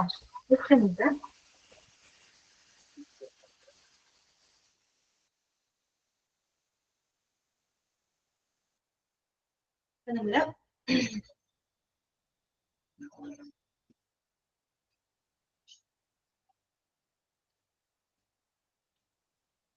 സോറി കോഡ് വന്നതാണ്. ഓക്കെ, അപ്പൊ നമുക്ക് നോക്കാം ഇന്റൻസീവ് കെയർ യൂണിറ്റ്. പിന്നെ ഒരു ഇന്റൻസീവ് കെയർ യൂണിറ്റിൽ നമ്മൾ പ്രത്യേകമായിട്ട് ശ്രദ്ധിക്കും. ഒരു ഇന്റൻസീവ് കെയർ യൂണിറ്റിൽ വളരെ ഫ്യൂ ബെഡ്സ് മാത്രമേ ഉണ്ടാവുള്ളൂ അല്ലെ. വളരെ വളരെ കുറച്ച് ബെഡുകൾ മാത്രമേ ഇവിടെ ഉണ്ടാവുള്ളൂ ഇന്റൻസീവ് കെയർ യൂണിറ്റിനകത്ത് ഉണ്ടായിരിക്കുള്ളൂ. പിന്നെ മാത്രമല്ല, ഒരു ഇന്റൻസീവ് കെയർ യൂണിറ്റ് എന്ന് പറയുന്നത് അത് ഹാൻഡിൽ ചെയ്യുന്നത് ഒരു ടീം ഓഫ് പ്രൊഫഷണൽസ് ആണ് കേട്ടോ. ഒരു ഗ്രൂപ്പ് ഓഫ് ഹെൽത്ത് പ്രൊഫഷണൽസ് ആണ് ഈ പറയുന്ന ഇന്റൻസീവ് കെയർ യൂണിറ്റ് മാനേജ് ചെയ്യുന്നത്. എന്ന് പറഞ്ഞാൽ അവിടെ ഈ പറയുന്ന കൺസൾട്ടന്റ് ഡോക്ടേഴ്സ് ഉണ്ടായിരിക്കും, നഴ്സുമാരുണ്ടായിരിക്കും, അനസ്തെറ്റിക്സ് ഉണ്ടായിരിക്കും, ഡയറ്റീഷ്യന്മാരുണ്ടായിരിക്കും. അങ്ങനെ ഒരു ഗ്രൂപ്പ് ഓഫ് ഹെൽത്ത് പ്രൊഫഷണൽസ് ആണ് ഈ പറയുന്ന ഇന്റൻസീവ് കെയർ യൂണിറ്റ് ഹാൻഡിൽ ചെയ്യുന്നത്. ഓക്കെ, അപ്പൊ അതൊക്കെ ഒന്ന് അറിഞ്ഞിരിക്കുക കേട്ടോ. അപ്പൊ നമുക്കറിയാം ഏറ്റവും ഗുരുതരമായിട്ട് പരിക്ക് പറ്റിയതോ അസുഖമുള്ള ആളുകൾക്കൊക്കെ പരിചരണം കൊടുക്കുന്ന നമ്മുടെ ഹോസ്പിറ്റലിലെ ഒരു യൂണിറ്റ് ആണ് ICU അഥവാ തീവ്ര പരിചരണ വിഭാഗം. ഓക്കെ, അതിലേക്ക് നമുക്ക് കടക്കാം. ഇൻട്രൊഡക്ഷൻ വായിക്കാം. A unit in a hospital that provides intensive care for critically ill or injured patients, which is operated by the specially trained medical staff and has an equipment that allows for the continuous monitoring and life support. അപ്പൊ അത് നിങ്ങളൊന്ന് underline ചെയ്ത് വെക്കുക. എന്താണ് ICU എന്നുള്ളതിന്റെ ഒരു കൃത്യമായിട്ടുള്ള definition ആണ് അവിടെ കൊടുത്തേക്കുന്നത്. എന്താണ് ICU എന്ന് പറഞ്ഞാൽ ഒരു ഹോസ്പിറ്റലിലെ ഒരു യൂണിറ്റ് ആണ് അല്ലെ. അത് വളരെ ഗുരുതരമായിട്ട് പരിക്ക് പറ്റിയതോ അല്ലെങ്കിൽ അസുഖം വന്നിട്ടുള്ള ആളുകൾക്കൊക്കെ പ്രത്യേക പരിചരണം കൊടുക്കുന്ന ഒരു യൂണിറ്റ് ആണ്. ആ ഒരു യൂണിറ്റിന്റെ പ്രത്യേകത എന്താണ്? That is operated by the specially trained medical staff അല്ലെ. വളരെ സ്പെഷ്യലി ട്രെയിൻഡ് ആയിട്ടുള്ള വിദഗ്ധരായിട്ടുള്ള മെഡിക്കൽ സ്റ്റാഫുകളാണ് ആ ഒരു യൂണിറ്റ് കൺട്രോൾ ചെയ്യുന്നത്. അത് മാത്രമല്ല, ഇറ്റ് ഹാസ് എൻ ക്ലാസ് ശ്രദ്ധിക്കുന്നില്ലേ ഞാൻ പറയുന്നത്? അണ്ടർലൈൻ ചെയ്യാനായിട്ട് പറയുന്നത് എന്താണ് പ്രശ്നം? ഞാൻ പറയുന്ന കാര്യങ്ങൾ നിങ്ങൾക്ക് കിട്ടുന്നില്ലേ? ഞാൻ പറയുന്ന കാര്യങ്ങൾ മനസ്സിലാവുന്നില്ല? എന്തെങ്കിലും ക്ലാരിറ്റി കുറവുണ്ടോ? ഫസ്റ്റ് ഞാൻ വായിച്ച ഭാഗമാണ് അണ്ടർലൈൻ ചെയ്യാനായിട്ട് പറഞ്ഞത് കേട്ടോ. ഒന്ന് ശ്രദ്ധിക്കുക ക്ലാസ്സിൽ കേട്ടോ. ഞാനിങ്ങനെ ഒത്തിരി എനിക്ക് എഫർട്ട് വരുന്നുണ്ട്, നിങ്ങൾ ദയവേത് ശ്രദ്ധിക്കുക കേട്ടോ ക്ലാസ്സിൽ. അപ്പോ ഇങ്ങനെയുള്ള ഇന്റൻസീവ് കെയർ യൂണിറ്റ് എന്ന് പറയുന്നത് അത് ഓപ്പറേറ്റ് ചെയ്യുന്നത് വളരെ സ്പെഷ്യലി ട്രെയിൻഡ് ആയിട്ടുള്ള മെഡിക്കൽ സ്റ്റാഫുകളാണ് കേട്ടോ. അത്രയും വിദഗ്ധരായിട്ടുള്ള മെഡിക്കൽ സ്റ്റാഫുകളാണ് ഈ പറയുന്ന ഇന്റൻസീവ് കെയർ യൂണിറ്റ് ഓപ്പറേറ്റ് ചെയ്യുന്നത്, മാനേജ് ചെയ്യുന്നത്. ഓക്കെ, പിന്നെ എന്താണ് പറയുന്നത്? And has an equipment that allows for continuous monitoring and life support. അത് മാത്രമല്ല, തുടർച്ചയായിട്ടുള്ള നിരീക്ഷണവും ലൈഫ് സപ്പോർട്ട് ഒക്കെ കൊടുക്കാൻ സാധിക്കുന്ന ഒരുപാട് എക്യുപ്മെന്റ്സുകൾ അല്ലെ, നമ്മുടെ ലൈഫ് സപ്പോർട്ട് ഒക്കെ കൊടുക്കുന്ന വലിയ വലിയ എക്യുപ്മെന്റ്സുകൾ എല്ലാം തന്നെ അടങ്ങിയതാണ് എന്തെന്ന് പറയുന്നത് നമ്മുടെ ഇന്റൻസീവ് കെയർ യൂണിറ്റ്. ഈ സെന്റൻസ് ആണ് അണ്ടർലൈൻ ചെയ്യാനായിട്ട് പറഞ്ഞത്. A unit in a hospital. First സെറ്റാണ് കേട്ടോ. A unit in a hospital that provides intensive care for the critically ill or injured patients, which is operated by specially trained medical staff and has equipment that allows for continuous monitoring and life support. അതിനെയാണ് ICU എന്ന് പറയുന്നത്. മനസ്സിലായോ? ഗുരുതരമായിട്ടുള്ള അസുഖമുള്ളതോ പരിക്കേറ്റതോ ആയ ആളുകൾക്ക് പ്രത്യേക പരിചരണം കൊടുക്കുന്നതും അത് മാത്രമല്ല എന്താണ്, അതിവിദഗ്ധരായിട്ടുള്ള മെഡിക്കൽ സ്റ്റാഫുകളും ലൈഫ് സപ്പോർട്ടിന് വേണ്ടിയിട്ട് നല്ല എക്യുപ്മെന്റ്സുകളൊക്കെ യൂസ് ചെയ്യുന്ന ഹോസ്പിറ്റലിലെ ഒരു യൂണിറ്റ് ആണിത് ICU എന്ന് പറയുന്നത്. ഓക്കെ, ക്ലിയർ ആണല്ലോ നിങ്ങൾക്ക്? തീവ്ര പരിചരണ വിഭാഗം എന്നാണ് പറയാ കേട്ടോ. ഇനി നോക്കുക, the patients may be referred either directly from an emergency department or from a ward if their condition rapidly worse എന്ന് എഴുതണം കേട്ടോ. വേഴ്സ് എന്ന് ചേർക്കണേ, അത് ഞാൻ മീനിങ് നിങ്ങൾക്ക് കറക്റ്റ് ആയിട്ട് കിട്ടില്ല. വേഴ്സ് എന്ന് വെച്ചാൽ WORSE വേഴ്സ്. വേഴ്സ് ആവാന്ന് പറഞ്ഞാൽ എന്താണ്? മോശമാവാനുള്ള അർത്ഥം കേട്ടോ. അതായത് എപ്പോഴാണ് സാധാരണ ഈ പറയുന്ന പേഷ്യൻസിന് നമ്മുടെ എമർജൻസി ഡിപ്പാർട്ട്മെന്റിൽ ഉണ്ട്. എമർജൻസി ഡിപ്പാർട്ട്മെന്റ് എന്ന് പറഞ്ഞാൽ ഏത് വിഭാഗമാണ്? കാഷ്വാലിറ്റി ആണ് കേട്ടോ. അത്യാഹിത വിഭാഗമാണ് കേട്ടോ എമർജൻസി ഡിപ്പാർട്ട്മെന്റ് എന്ന് പറയുന്നത്. ഈ പറയുന്ന കാഷ്വാലിറ്റിയിൽ നിന്നോ അല്ലെങ്കിൽ എന്താണ് വാർഡിൽ നിന്നുമൊക്കെ പേഷ്യൻസിന്റെ അവസ്ഥ, അവരുടെ മെഡിക്കൽ കണ്ടീഷൻസ് എങ്ങാനും മോശമാവാണെങ്കിൽ, ഓക്കെ, റാപ്പിഡ്ലി വേഴ്സ് എന്ന് പറയുന്നത് മോശമാവാണെങ്കിലും പിന്നെന്താണ്, ഇമീഡിയറ്റ്ലി ആഫ്റ്റർ സർജറി, അതോടൊപ്പം തന്നെ നമ്മൾ സർജറി കഴിഞ്ഞാൽ ഉടൻ തന്നെ, ഓക്കെ, ചിലപ്പോ മേജർ സർജറി ഒക്കെ കഴിഞ്ഞു കഴിഞ്ഞാൽ നമ്മൾ പിന്നെ അവരെ വിളിക്കാൻ മറ്റു റൂമിലോട്ടാണ് മാറ്റാം. റൂമിലോ വാർഡിലേക്കല്ല അവരെ മാറ്റുക. പിന്നെ നമ്മൾ എവിടേക്കാ മാറ്റുക? അവരെ ICUലോട്ടാണ് മാറ്റുക അല്ലെ. കാര്യം എന്താണ്? അവർക്ക് ആ ഒരു മേജർ സർജറി കഴിഞ്ഞാൽ പ്രത്യേക പരിചരണം അവർക്ക് ആവശ്യമാണ് അല്ലെ, പ്രത്യേക കെയർ ആവശ്യമാണ്. അപ്പൊ അതിന് വേണ്ടിയിട്ട് ഈ പറയുന്ന വാർഡിൽ നിന്നോ അല്ലെങ്കിൽ എമർജൻസി ഡിപ്പാർട്ട്മെന്റിൽ നിന്നും ആരെ റെഫർ ചെയ്യാണ്? പേഷ്യൻസിനെ ICUലോട്ട് ട്രാൻസ്ഫർ ചെയ്യാണ്. ഓക്കെ, പിന്നെ എന്താണ്? If the surgery is very invasive and the patient is at high risk of complications. ഇപ്പോ സർജറി എന്ന് പറയുന്നത് വളരെ ഇൻവെസീവ് ആണെന്ന് വിചാരിക്കുക. ഇൻവെസീവ് എന്ന് പറഞ്ഞാൽ എന്താണ്? ഭയങ്കരമായിട്ട് ഗുരുതരമായിട്ടുള്ള ഏറ്റവും സീരിയസ് ആയിട്ടുള്ള മേജർ ആയിട്ടുള്ള സർജറികളൊക്കെ ആണെങ്കിൽ എന്താണ്, പേഷ്യന്റിന് കോംപ്ലിക്കേഷൻസ് വരാനുള്ള സാധ്യത വളരെയധികം കൂടുതലാണ്. ശരിയല്ല? ഇപ്പൊ മേജർ സർജറി ഒക്കെ കഴിഞ്ഞു കഴിഞ്ഞാൽ അവരെ നമുക്ക് വിസിറ്റേഴ്സിനെ ഒക്കെ ഒരുപാട് കാണാനായിട്ട് അവർ അനുവദിക്കും. ഒരു കാരണവശാലും അനുവദിക്കില്ല അല്ലെ. അവർ ICUലോട്ട് മാറ്റും. അത്യാവശ്യം വേണ്ട ആൾക്കാർ അത് വളരെ പ്രൊട്ടക്ഷനോട് കൂടി മാത്രമാണ് പേഷ്യന്റിനെ അവർ കാണാനായിട്ട് എന്താണ് അനുവദിക്കുള്ളൂ. അല്ലാത്ത പക്ഷെ എന്തുണ്ടാവും? ഇവർക്ക് ഒരുപാട് ഇൻഫെക്ഷൻസ് കിട്ടും അല്ലെ. പേഷ്യൻസിന് ഒരുപാട് ഇൻഫെക്ഷൻ നമ്മിൽ നിന്ന് കിട്ടും. അതൊക്കെ ഒഴിവാക്കാൻ വേണ്ടിയിട്ടാണ് എന്ത് ചെയ്യുന്നത്? നമ്മൾ ഇവരെ ICUലോട്ട് ട്രാൻസ്ഫർ ചെയ്യുന്നത്. ICU എന്താണെന്നുള്ളതിന്റെ ഒരു ജനറൽ ഐഡിയ മാത്രമാണ് ആ ഒരു ഇൻട്രൊഡക്ഷൻ അത് കൊടുത്തത് കേട്ടോ. അതൊന്നുമില്ല ചിന്തിക്കാനായിട്ട്. ഏറ്റവും ക്രിട്ടിക്കൽ ആയിട്ടുള്ള പേഷ്യൻസിന് പ്രത്യേക പരിചരണം കൊടുക്കുന്ന ഹോസ്പിറ്റലിൽ ഒരു യൂണിറ്റ് ആണ് ICU എന്ന് പറയുന്നത്. ആ ഒരു യൂണിറ്റ് ഓപ്പറേറ്റ് ചെയ്യുന്നത് ഒരു വളരെയധികം ട്രെയിൻഡ് ആയിട്ടുള്ള മെഡിക്കൽ സ്റ്റാഫുകളാണ് കേട്ടോ. മെഡിക്കൽ സ്റ്റാഫുകളാണ് ആ ഒരു യൂണിറ്റ് കൺട്രോൾ ചെയ്യുന്നത്. പിന്നെ ധാരാളം ലൈഫ് സപ്പോർട്ടിംഗ് എക്യുപ്മെന്റ്സുകളൊക്കെ എവിടെയുണ്ട്? നമ്മുടെ ICUവിനകത്ത് ഉണ്ട്. പിന്നെ മാത്രമല്ല, ഏതെങ്കിലും കാരണവശാൽ പേഷ്യൻസിന്റെ രോഗാവസ്ഥ മോശമാകുന്ന സാഹചര്യങ്ങളിൽ നമ്മുടെ ഈ പറയുന്ന എമർജൻസി ഡിപ്പാർട്ട്മെന്റിൽ നിന്ന്, അതുപോലെ തന്നെ സർജറി കഴിഞ്ഞ ഉടനെയുള്ള പേഷ്യൻസ്, അവരെയൊക്കെ നമ്മൾ ഇങ്ങോട്ടേക്ക് ട്രാൻസ്ഫർ ചെയ്യാം. ICUവിലോട്ടാണ് ട്രാൻസ്ഫർ ചെയ്യുക. ഓക്കെ, ക്ലിയർ ആണല്ലോ പറഞ്ഞത്? ഇനി നിങ്ങൾക്കൊരു ICUവിന്റെ ഒരു ചിത്രമാണ് നിങ്ങൾക്ക് ഇതിനകത്ത് കൊടുത്തേക്കുന്നത് കേട്ടോ. ഇതിനകത്ത് തന്നെ കാണാം നമുക്ക് എന്തെല്ലാം എക്യുപ്മെന്റ്സുകളാണ് അതിനകത്തുള്ളത് കണ്ടോ. ഓക്കെ, ഇനി അടുത്തേക്ക് നമ്മൾ പഠിക്കാനായിട്ട് പോകുന്നത് who are cared for in the ICU. ICUവിലെ എങ്ങനെയുള്ള രോഗികളെയാണ് നമ്മൾ പരിചരിക്കുന്നത്?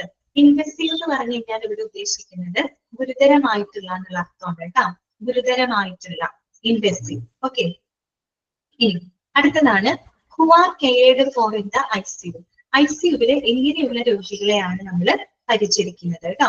റാപ്പിഡ്ലി എന്ന് വെച്ചാൽ വേഗത്തില്, റാപ്പിഡ്ലി ബേഴ്സ് എന്ന് പറഞ്ഞാൽ എന്താണ്? പെട്ടെന്ന് അതിവേഗം അവരുടെ ആരോഗ്യാവസ്ഥ മോശമാണെങ്കിൽ പെട്ടെന്ന് മോശമാവുന്ന സാഹചര്യത്തിൽ അവരെ ICUവിലോട്ട് ട്രാൻസ്ഫർ ചെയ്യും. ഓക്കെ, ഇനി അടുത്തത് who are cared for in the ICU. ആരെയാണ് നമ്മൾ ICUവിൽ പരിചരിക്കുന്നത്? അല്ലെങ്കിൽ എങ്ങനെയുള്ള രോഗികളെയാണ് നമ്മൾ ICU-വിൽ പ്രവേശിപ്പിക്കുന്നത്. ഓക്കെ, നമുക്ക് നോക്കാം. The patients may have a planned admission after surgery, an unexpected admission after an accident, or be admitted due to a sudden and critical worsening of their health. അപ്പോ ഇങ്ങനെയുള്ള സാഹചര്യങ്ങളിലൊക്കെയാണ് നമ്മൾ ICU-ലോട്ട് പ്രവേശിപ്പിക്കുന്നത്. നമ്മൾ ഓൾറെഡി കണ്ടു, വളരെ ഗുരുതരമായിട്ടുള്ള അവസ്ഥയിലാണ് ICU-ലോട്ട് നമ്മൾ പ്രവേശിപ്പിക്കുന്നത് അല്ലെ. അപ്പൊ ഒരു പക്ഷെ നമ്മൾ സർജറിക്ക് ശേഷം വളരെ പ്ലാൻഡ് ആയിട്ട് ICU-ലോട്ട് ട്രാൻസ്ഫർ ചെയ്യും. നമുക്കറിയാം, ചില മേജർ സർജറികൾ നടക്കുമ്പോൾ തന്നെ നമുക്ക് ഓൾറെഡി അണ്ടർസ്റ്റുഡ് ആണ് ആ ഒരു സർജറി കഴിഞ്ഞു കഴിഞ്ഞാൽ ആ പേഷ്യൻസിന് എന്തായാലും ICU-ലോട്ട് ട്രാൻസ്ഫർ ചെയ്യണം എന്നുള്ളത് നമുക്ക് ഓൾറെഡി അണ്ടർസ്റ്റുഡ് ആയിട്ടുള്ള കാര്യമാണ് അല്ലെ. അപ്പൊ അങ്ങനെ ആസൂത്രിതമായിട്ട് നമുക്ക് ICU-ലേക്ക് അഡ്മിഷൻ എന്താണ് നടത്താനായിട്ട് സാധിക്കും. അതുകൂടാണ്ട് unexpected admission after an accident, പെട്ടെന്ന് ഒരു ആക്സിഡന്റ് സംഭവിച്ചു, രോഗിയുടെ കണ്ടീഷൻ വളരെ ഗുരുതരമാണെങ്കിൽ അവരെ നമുക്ക് എന്ത് ചെയ്യേണ്ടി വരും, ICU-ലോട്ട് പ്രവേശിപ്പിക്കേണ്ടതായിട്ട് വരും. അതുകൂടാതെ എന്താണ്, or be admitted due to sudden and critical worsening of their health. അതുകൂടാണ്ട് അവരുടെ ഹെൽത്ത്, ഇത് ചിലപ്പോൾ ഒരു വാർഡിലുള്ള പേഷ്യന്റ് ആയിരിക്കാം, ഒരു റൂമിലുള്ള പേഷ്യന്റ് ആയിരിക്കാം, പക്ഷെ ചിലപ്പോൾ അവരുടെ രോഗാവസ്ഥ വളരെ മോശമാവുകയാണെങ്കിൽ നമുക്ക് എന്ത് ചെയ്യേണ്ടി വരും, അവരെ പ്രത്യേക പരിചരണം കൊടുക്കുന്നതിന് വേണ്ടിയിട്ട് ICU-ലോട്ട് പ്രവേശിപ്പിക്കേണ്ടതായിട്ട് വരും. ഓക്കെ, ഇനി പറയുന്നത് some hospital ICUs specialise in providing care for the particular health conditions or injuries that include.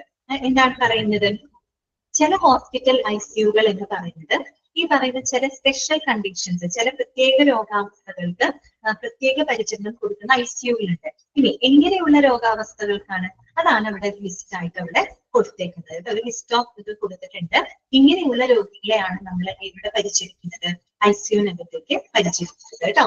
എങ്ങനെയുള്ള കണ്ടീഷനിലുള്ള ആൾക്കാര്, ഒന്നാമത്തെ പറയുന്നത് സിവിയർ ബേൺസ്, അതായത് ഭയങ്കര തീവ്രമായിട്ട് പൊള്ളലേറ്റിട്ടുള്ള രോഗികൾ ഉണ്ടാവില്ലേ, അവരെയൊക്കെ നമ്മൾ എവിടേക്ക് പ്രവേശിപ്പിക്കും, ICU-ലേക്ക് പ്രവേശിപ്പിക്കും. Okay, severe burns. അപ്പൊ ഓരോ കണ്ടീഷൻസ് നിങ്ങളുടെ ആ ഒരു സിറ്റുവേഷൻ നിങ്ങൾ കൃത്യമായിട്ട് മനസ്സിലാക്കി വെക്കുക കേട്ടോ. സിവിയർ ബേൺസ്, കഠിനമായിട്ട് പൊള്ളലേറ്റിട്ടുള്ള രോഗികളെ നമ്മൾ ICU-ലേക്ക് പ്രവേശിപ്പിക്കും, അല്ലെങ്കിൽ അവിടെയാണ് കെയർ കൊടുക്കുക. ഓക്കെ, രണ്ടാമത്തെ എന്താണ്, റെസ്പിറേറ്ററി ഫെയിലിയർ. റെസ്പിറേറ്ററി ഫെയിലിയർ, അതായത് ശ്വസന പരാജയം ഒക്കെ വന്നിട്ടുള്ള ആളുകളാണെങ്കിൽ അവരെയും നമ്മൾ എവിടെ കെയർ കൊടുക്കാം, ICU-നകത്താണ് കെയർ കൊടുക്കുക. ഓക്കെ, പിന്നെന്താണ്, കാർഡിയോ തൊറാസിക് സർജറി. എന്താണ് കാർഡിയോ തൊറാസിക് സർജറി? കാർഡിയോ എന്ന് പറഞ്ഞാൽ എന്താണ്, കാർഡിയോ എന്തുമായിട്ട് റിലേറ്റഡ് ആണ്, ഹാർട്ടുമായിട്ട് റിലേറ്റഡ് ആണ്. തൊറാസിക് എന്ന് പറഞ്ഞാൽ എന്താണ്, തൊറാക്സ് എന്താണ്, തൊറാക്സ് എന്ന് പറഞ്ഞാൽ നമ്മുടെ ചെസ്റ്റിന്റെ ഭാഗമാണ് കേട്ടോ. അതായത് നമ്മുടെ ചെസ്റ്റിന്റെ ഭാഗത്തിനെയാണ്, നെഞ്ചിന്റെ ഭാഗത്തിനെയാണ് നമ്മൾ തൊറാക്സ് എന്ന് പറയുന്നത്. അപ്പൊ നമ്മുടെ നെഞ്ചിന്റെ ഭാഗത്ത് സ്ഥിതി ചെയ്യുന്ന ഒരുപാട് ഓർഗൻസ് ഉണ്ട് അല്ലെ, ഹാർട്ട് മാത്രമല്ല, നമ്മുടെ ലങ്സ് ഉണ്ട്, ശ്വാസകോശമുണ്ട്, അതുപോലെ തന്നെ അന്നനാളമുണ്ട്. അങ്ങനെയുള്ളതെല്ലാം തന്നെ നമ്മുടെ തൊറാസിക് കാവിറ്റിക്കകത്താണ് സ്ഥിതി ചെയ്യുന്നത് അല്ലെ. ഇവിടെ പറയുന്നത് കാർഡിയോ തൊറാസിക് സർജറി, അതായത് ഹാർട്ടും വരും, മറ്റ് ഈ തൊറാസിക് കാവിറ്റികൾക്കകത്തുള്ള എല്ലാ അവയവങ്ങളുമായിട്ട് ബന്ധപ്പെട്ട സർജറി ഒക്കെ കഴിഞ്ഞിട്ടുള്ള പേഷ്യൻസിനെ നമ്മൾ എവിടെയാണ് പരിചരിക്കുന്നത്, ICU-നകത്താണ് നമ്മൾ പരിചരിക്കുന്നത്. മനസ്സിലായല്ലോ? തൊറാസിക് എന്ന് പറഞ്ഞാൽ, തൊറാക്സ് എന്ന് പറഞ്ഞാൽ നമ്മുടെ നെഞ്ചിന്റെ ഭാഗമാണ് കേട്ടോ. അവിടെ ലങ്സ് ഉണ്ട്, അതുപോലെ തന്നെ നമ്മുടെ ഈസോഫാഗസ്, അന്നനാളൊക്കെ അവിടെയാണ് ഉള്ളത്. അപ്പൊ അവിടെയൊക്കെ എന്തെങ്കിലും സർജറിയോ കാര്യങ്ങളോ ഒക്കെ നടന്നിട്ടുണ്ടെങ്കിൽ അങ്ങനെയുള്ള രോഗികളെയും നമ്മൾ പരിചരിക്കുന്നത് ICU-നകത്താണ്. ഓക്കെ, അടുത്തത് എന്താണ്, കോംപ്ലക്സ് സ്പൈനൽ സർജറി.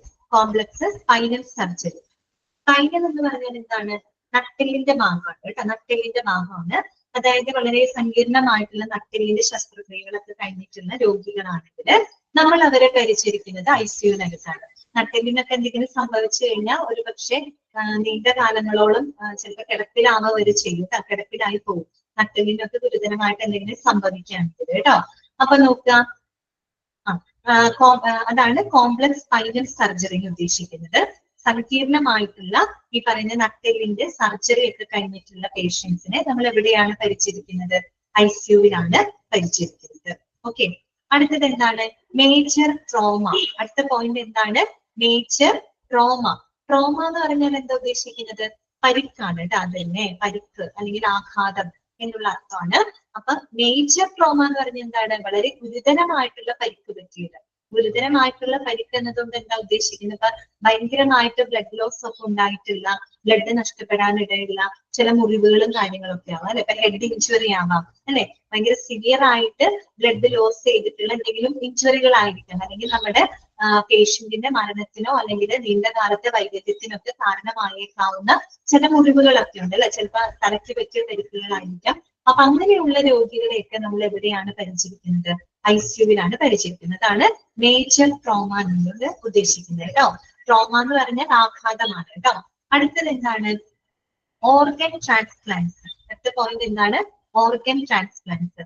അവയവങ്ങളൊക്കെ മാറ്റി വെച്ചിട്ടുള്ള പേഷ്യൻസുകളൊക്കെ ആണെങ്കിൽ അവർക്കൊക്കെ എന്താണ്, നമ്മൾ സാധാരണ പേഷ്യന്റിൽ നിന്ന് വ്യത്യസ്തമായിട്ട് പ്രത്യേക കെയർ അവർക്ക് കൊടുക്കണം അല്ലെ.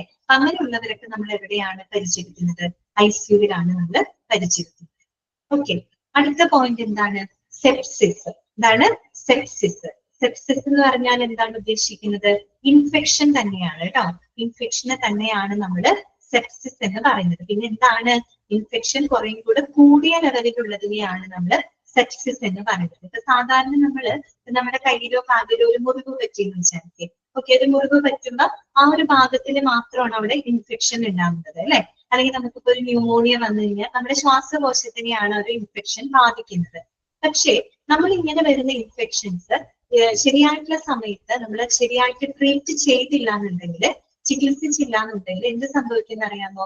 ഈ ഇൻഫെക്ഷൻ ഭയങ്കരമായിട്ട് കൂടിയിട്ട് നമ്മുടെ ബ്ലഡിൽ കലരും. ഓക്കെ, ബ്ലഡിൽ കലർന്നിട്ട് പിന്നെ അത് എന്തുണ്ടാവും? നമ്മുടെ ശരീര നേരാസ്ഥിതിലും വ്യാപിക്കുകയും അത് മറ്റു പല അവയവങ്ങളുടെ പ്രവർത്തനത്തിന് തടസ്സം ഉണ്ടാക്കുകയും ചെയ്യും. എന്ന് പറഞ്ഞാൽ മറ്റു പല അവയവങ്ങളെ മുഴുവൻ ആ ഇൻഫെക്ഷൻ ബാധിക്കുകയും ചെയ്യും. ശരിക്കും ഇൻഫെക്ഷൻ എന്ന് പറയുമ്പോൾ ഒരു ചെറിയ കാര്യമാണ്. ഒരു ചെറിയൊരു ഭാഗത്ത് അല്ലെങ്കിൽ ഒരു പെർട്ടിക്കുലർ ഭാഗത്ത് വരുന്നതാണ് ഇൻഫെക്ഷൻ എന്ന് പറയുന്നത്. പക്ഷെ ഈ ഇൻഫെക്ഷൻ നമ്മൾ മര്യാദയ്ക്ക് ട്രീറ്റ് ചെയ്തില്ല എന്നുണ്ടെങ്കിൽ അത് നമ്മുടെ രക്തത്തിൽ കലരുകയും ആ രക്തത്തിൽ പിന്നെ കലർന്നു കഴിഞ്ഞാൽ മറ്റു പല അവയവങ്ങളെ അത് ബാധിക്കുകയും മറ്റെല്ലാ അവയവങ്ങളും അത് ഇൻഫെക്റ്റഡ് ആക്കുകയും ചെയ്യും. ഓക്കെ, അതെന്തുണ്ടാവുന്ന വെച്ചാൽ അങ്ങനെ വരുമ്പോൾ രോഗി ചിലപ്പോൾ മരണത്തിലേക്ക് വരെ പോകാനുള്ള സാധ്യതയുണ്ട് കേട്ടോ.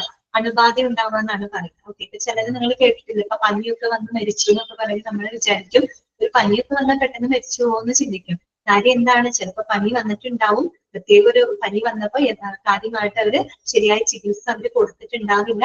അങ്ങനെ ചികിത്സ കൊടുക്കാതെ വരുമ്പോ ഈ ഇൻഫെക്ഷൻസ് എല്ലാം തന്നെ എന്താണ് ബ്ലഡിൽ കലർന്ന് ബ്ലഡിൽ വ്യാപിച്ച് നമ്മുടെ എന്താണ് മറ്റുള്ള അവയവങ്ങളെ കൂടെ അത് എന്ത് ചെയ്യും? ഡാമേജ് ആക്കും. ഓക്കെ, ഇതിന് ഈ സെപ്സിസ് വന്നാലുള്ള ഒരു പ്രശ്നം എന്താന്ന് വെച്ചാല് നമ്മളുടെ ഓട്ടോ ഇമ്മ്യൂൺ സിസ്റ്റത്തിനെ കൂടെ അത് തകരാറിലാക്കും. നമ്മുടെ ഹ്യൂമൻ ബോഡിക്ക് തന്നെ സ്വയം പ്രതിരോധിക്കാനുള്ള ഒരു കഴിവുണ്ടല്ലോ, ആ ഒരു ഇമ്മ്യൂൺ സിസ്റ്റത്തിനെ വരെ സെപ്സിസ് ബാധിക്കും, ഈ ഇൻഫെക്ഷൻ ബാധിക്കും. പിന്നെ എന്ന് പറയുമ്പോൾ ആ ഒരു പേഷ്യന്റിന്റെ ജീവൻ നിലനിർത്താനായിട്ട് നമുക്ക് ഈ പറയുന്ന ICU പോലെയുള്ള എന്തെങ്കിലും സംവിധാനങ്ങളൊക്കെ വേണ്ടി വരും. കൂടുതലും ICUവിൽ പ്രവേശിപ്പിക്കുന്ന രോഗികൾ എന്ന് പറയുന്നത് സെപ്സിസ് ബാധിതരായിരിക്കും കേട്ടോ, സെപ്സിസ് ഉള്ളവരായിരിക്കും.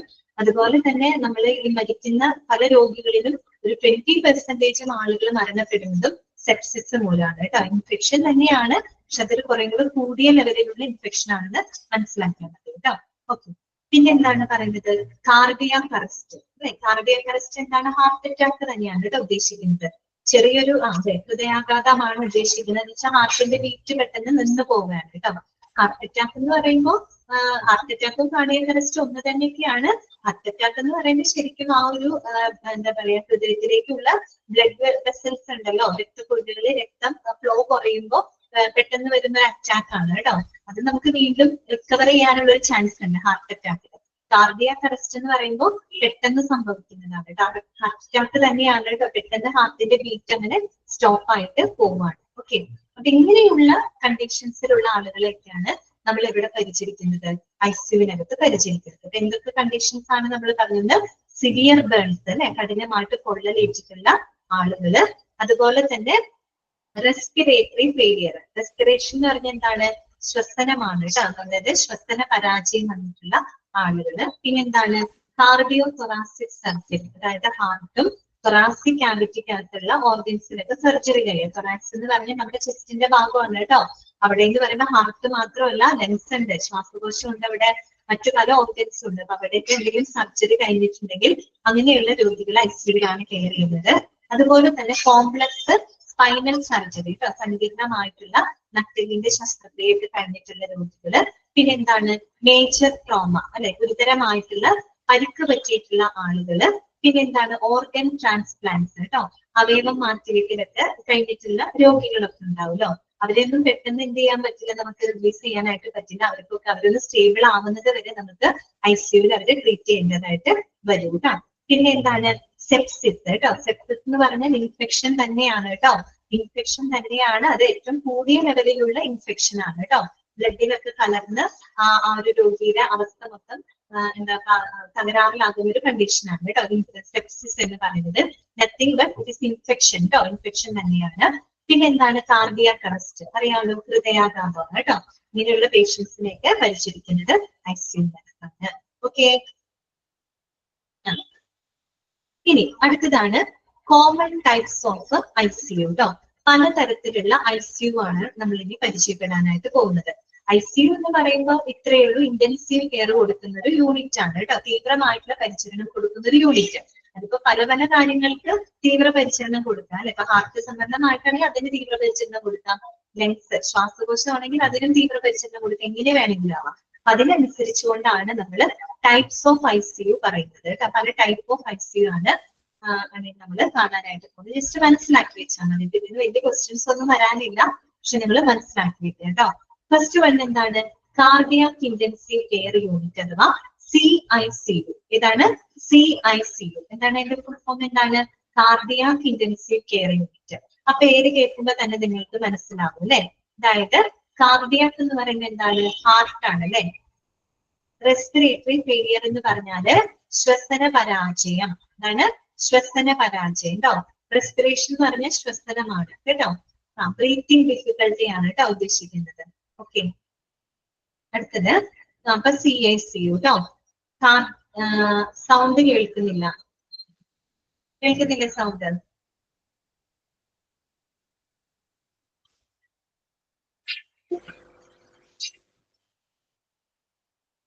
അപ്പൊ നോക്കുക, കാർഡിയാക് ICU കേട്ടോ, CICU, cardiac intensive care unit.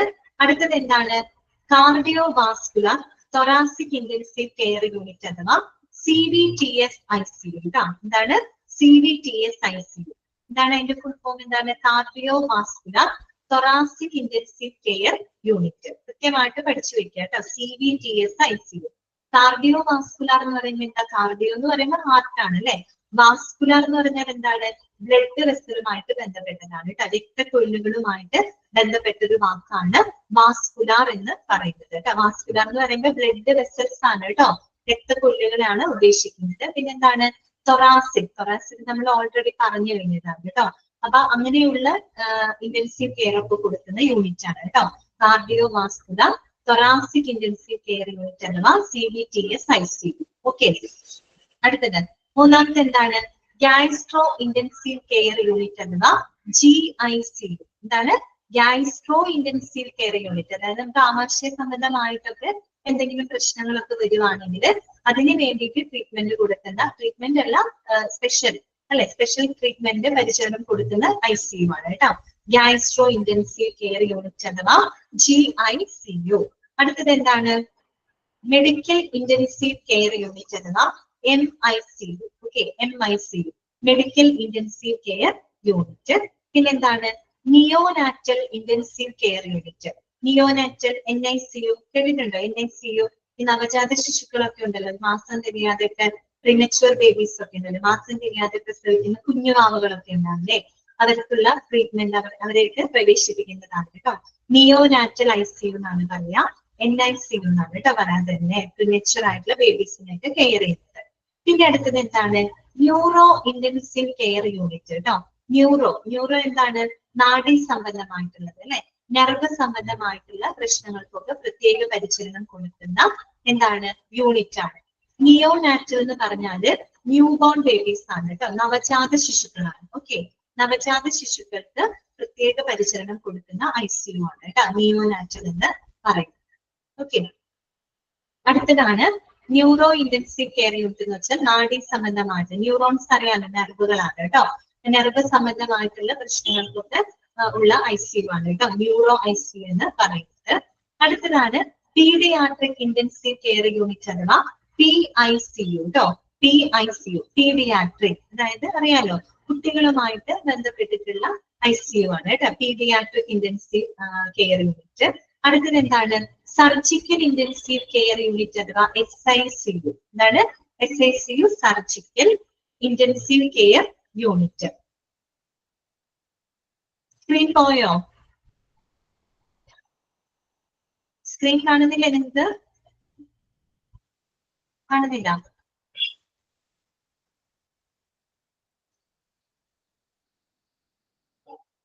കുറച്ച് പേർക്കാണല്ലോ പ്രശ്നം, സ്ക്രീൻ കാണുന്നില്ല എന്നൊക്കെ പറയണേ. കുറെ പേർക്കൊക്കെ കാണാമല്ലോ. എന്ത് പറ്റി? സ്ക്രീൻ കാണുന്നില്ലേ?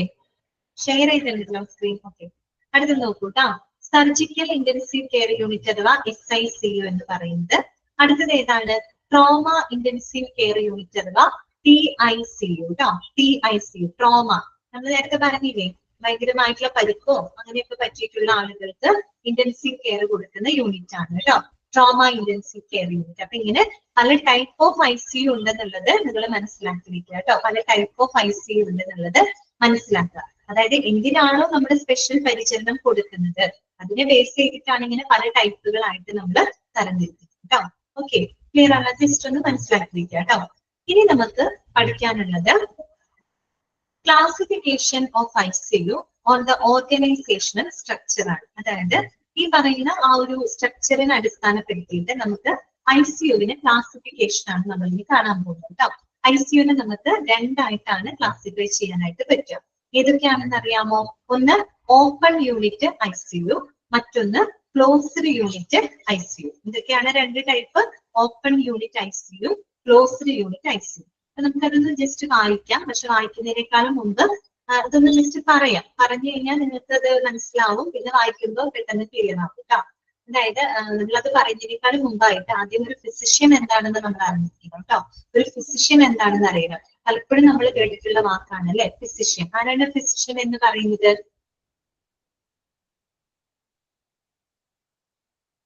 ഓക്കെ, ഫിസിഷ്യൻ എന്ന് പറയുന്നത് ഒരു ഡോക്ടറാണ് കേട്ടോ. എന്താണ്? ഒരു ഡോക്ടറാണ്. അദ്ദേഹം ഒരു ജനറൽ പ്രാക്ടീഷണർ എന്നൊക്കെ നമുക്ക് വേണമെങ്കിൽ പറയാം. പക്ഷെ എന്താണ്? Who is not specialised in one particular area of medicine. ഒരു പ്രത്യേക മെഡിസിന്റെ ഒരു പ്രത്യേക മേഖലയെ സ്പെഷ്യലൈസ് ചെയ്തിട്ടില്ലാത്ത എന്താ പറയാ ഡോക്ടേഴ്സിനെയാണ് നമ്മൾ ഫിസിഷ്യൻ എന്ന് പറയുന്നത്. ഓക്കെ, ഡോക്ടർ തന്നെയാണ്, ഒരു ജനറൽ പ്രാക്ടീഷണർ എന്നൊക്കെയാണ് നമ്മൾ പൊതുവെ പറയാറ്. അതുപോലെ തന്നെ നിങ്ങൾ അറിഞ്ഞിരിക്കേണ്ട ഒരാളാണ് ഇന്റൻസിവിസ്റ്റ് കേട്ടോ. ഇന്റൻസിവിസ്റ്റ് ഇപ്പൊ നമ്മൾ പറയുന്നത് ഇന്റൻസീവ് കെയർ യൂണിറ്റ് ആണ്. ഇന്റൻസിവിസ്റ്റ് എന്ന് പറഞ്ഞാൽ ആരാണ്? ഈ പറയുന്ന ഇന്റൻസീവ് കെയർ കൊടുക്കുന്നതിൽ ഏറ്റവും സ്പെഷ്യലൈസ്ഡ് ആയിട്ടുള്ള ഡോക്ടേഴ്സിനെയാണ് നമ്മൾ ഇന്റൻസിവിസ്റ്റ് എന്ന് പറയുന്നത്. ഓക്കെ, മനസ്സിലായോ നിങ്ങൾക്ക്? ഇന്റൻസിവിസ്റ്റ് ആരാണ്, ഫിസിഷ്യൻ എന്താണെന്നുള്ളത് മനസ്സിലാക്കി വെക്കുക കേട്ടോ. അത് ക്ലിയർ ആയാലാണ് നമുക്ക് ഓപ്പൺ യൂണിറ്റും ക്ലോസ്ഡ് യൂണിറ്റും പറയാനായിട്ട് പറ്റുള്ളൂ. ഓക്കെ, അപ്പൊ നിങ്ങൾക്ക് അപ്പൊ നമ്മള് ഓപ്പൺ യൂണിറ്റിലേക്കും ക്ലോസ്ഡ് യൂണിറ്റിലോട്ടും വരാം. അപ്പൊ ഫിസിഷ്യൻ എന്ന് പറയുമ്പോൾ ഇവിടെ ഒരു ഓപ്പൺ യൂണിറ്റ് ICU ആണെങ്കിൽ, ഒരു ഓപ്പൺ യൂണിറ്റ് ICU എന്ന് പറഞ്ഞാൽ അവിടെ ഒരു ഫിസിഷ്യൻ ആയിരിക്കും ഏറ്റവും കൂടുതൽ പ്രാധാന്യം വരുന്നത്. മനസ്സിലായോ? ഒരു ഫിസിഷ്യൻ ആയിരിക്കും, ഒരു ജനറൽ പ്രാക്ടീഷണറിനായിരിക്കും ഏറ്റവും കൂടുതൽ പ്രാധാന്യം വരുന്നത്. കാര്യം ആ ഒരു ICUവിലേക്ക് പേഷ്യൻസിനെ അഡ്മിറ്റ് ചെയ്യുന്നതും അവരെ ട്രീറ്റ് ചെയ്യുന്നതും അതുപോലെ തന്നെ എന്താണ് അവരെ ഡിസ്ചാർജ് ചെയ്യുന്നതിനും എല്ലാം ഉള്ള ഉത്തരവാദിത്തം ആർക്കായിരിക്കും?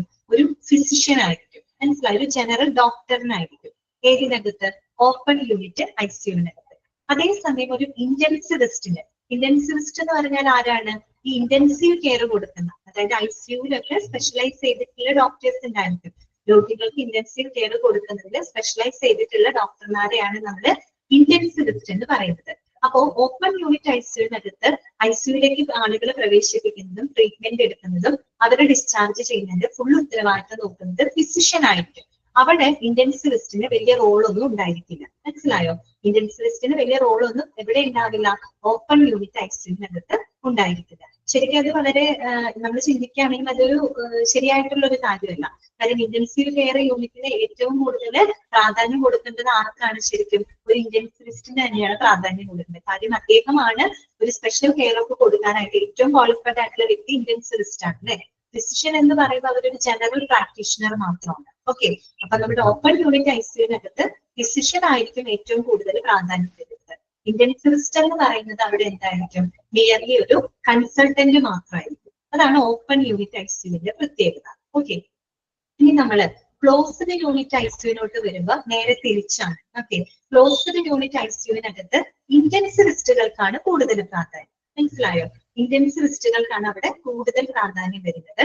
എന്ന് പറഞ്ഞാൽ ഫിസിഷ്യന് പ്രാധാന്യം ഇല്ല എന്നല്ല പറയുന്നത്. കൂടുതൽ പ്രൊമിനന്റ് ആർക്കാണ് കൊടുക്കുന്നത്? ഇന്റൻസിവിസ്റ്റിനാണ്. ഫിസിഷ്യന്മാര് അതിനോടൊപ്പം തന്നെ സഹകരിച്ച് പ്രവർത്തിക്കുന്ന ആളുകളാണ്. എവിടെയാണത്? ക്ലോസ്ഡ് യൂണിറ്റ് ICUവിനകത്ത്. ഇത് രണ്ടും കേട്ട് കഴിയുമ്പോൾ നിങ്ങൾക്ക് തന്നെ ഊഹിക്കാൻ പറ്റും ഏതായിരിക്കും വിച്ച് ഈസ് മോർ ബെറ്റർ, ഏതായിരിക്കും ബെറ്റർ ആയിട്ടുള്ളത്? ഓപ്പൺ യൂണിറ്റ് ICU ആയിരിക്കും അതോ ക്ലോസ്ഡ് യൂണിറ്റ് ICU ആയിരിക്കും? കുറെ കൂടെ ബെറ്റർ ഏതായിരിക്കും?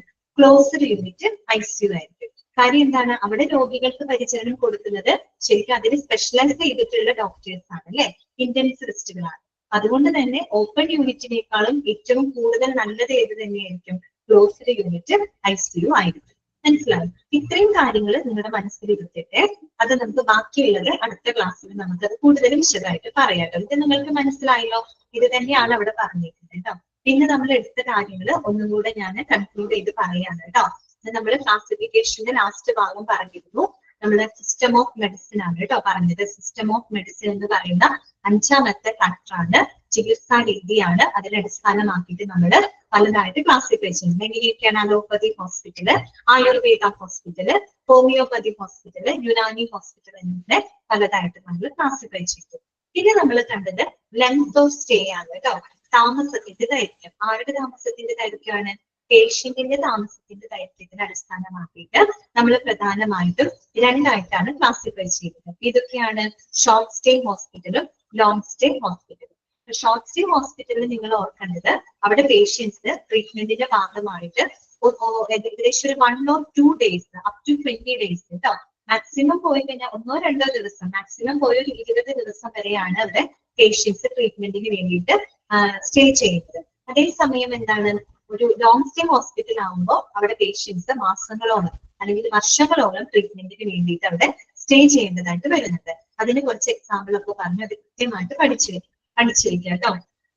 അതായത് geriatric care centres, mental hospital, rehabilitation സെന്ററുകള്, പാലിയേറ്റീവ് യൂണിറ്റ്സ് ഒക്കെ ലോങ് സ്റ്റേ ഹോസ്പിറ്റലുകൾക്ക് എക്സാമ്പിൾ ഉണ്ട് കേട്ടോ. പിന്നെ നമ്മൾ കുറച്ച് അബ്രിവേഷൻസ് ഒക്കെ കണ്ടു. പിന്നെ നമ്മൾ ഇന്ന് തുടങ്ങിയത് ഇന്റൻസീവ് കെയർ യൂണിറ്റ് ആണ്. ICU എന്താണെന്നുള്ളത് നമ്മൾ മനസ്സിലാക്കി. ഗുരുതരമായിട്ടുള്ള രോഗികളെയൊക്കെ പ്രത്യേക പരിചരണം കൊടുക്കുന്ന നമ്മുടെ ആശുപത്രിയുടെ ഒരു യൂണിറ്റ് ആണ് ICU എന്ന് പറയുന്നത്. ICU ഹാൻഡിൽ ചെയ്യുന്നത് ഏറ്റവും ട്രെയിൻഡ് ആയിട്ടുള്ള മെഡിക്കൽ സ്റ്റാഫുകളാണ്. ഓക്കെ, അതൊക്കെ മനസ്സിലാക്കിയിരിക്കുക. അതുപോലെ വളരെ ഫ്യൂ ബെഡ്സ് മാത്രമേ ICUവിനകത്ത് ഉണ്ടായിരിക്കുള്ളൂ.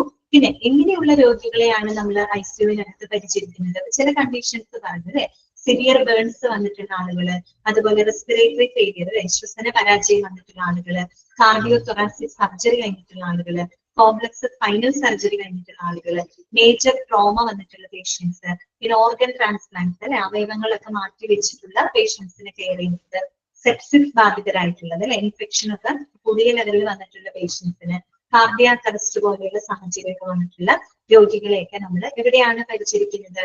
ICUവിനകത്താണ് പരിചരിക്കുന്നത്. പിന്നെ നമ്മൾ കണ്ടത് ഡിഫറെന്റ് ടൈപ്സ് ഓഫ് ICU ആണ് കേട്ടോ. അത് എന്തിനാണോ സ്പെഷ്യൽ കെയർ കൊടുക്കുന്നത് അതിനനുസരിച്ചിട്ടാണ് അവിടെ, ഏതിനാണോ ഇന്റൻസീവ് കെയർ കൊടുക്കുന്നത് അതിനനുസരിച്ചിട്ടാണ് പല ടൈപ്പായിട്ട് നമ്മൾ തിരിച്ചേക്കുന്നത് കേട്ടോ. അപ്പൊ കാർഡിയാക് ഉണ്ട്, അങ്ങനെ ഒത്തിരി എണ്ണം പറഞ്ഞു. നമ്മളൊരു 9 എണ്ണം പറഞ്ഞു കേട്ടോ. പിന്നെ നമ്മൾ ജസ്റ്റ് ICUവിന്റെ ക്ലാസിഫിക്കേഷൻ ആണ് ഇന്ന് നമുക്ക് കാണാനായിട്ടുള്ളത്. ഓപ്പൺ യൂണിറ്റ് എന്താണെന്നും ക്ലോസ്ഡ് യൂണിറ്റ് എന്താണെന്നും. ഓക്കെ, അപ്പൊ ഞാനൊന്ന് അൺമ്യൂട്ട് ചെയ്യാണ് കേട്ടോ. എന്തെങ്കിലും ഡൗട്ട്സ് ഇന്നത്തെ ക്ലാസ്സിൽ ഉണ്ടെങ്കിൽ ചോദിക്കാം കേട്ടോ. അൺമ്യൂട്ട് ചെയ്തിട്ടുണ്ടേ.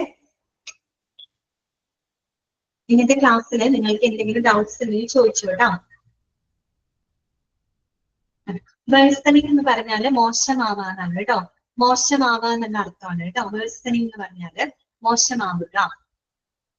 ഇന്റൻസിവിസ്റ്റ് നമ്മൾ പഠിക്കുന്നത് ഇന്റൻസീവ് കെയർ യൂണിറ്റ് ആണല്ലോ. Okay, intensive care unit. അപ്പം ഇന്റൻസിവിസ്റ്റ് എന്ന് പറഞ്ഞു കഴിഞ്ഞാല് ഇത്തരത്തില് ICUവില് ഇന്റൻസീവ് കെയർ കൊടുക്കുന്നതായിട്ട് ക്വാളിഫൈഡ് ആയിട്ടുള്ള ഡോക്ടറാണ് കേട്ടോ.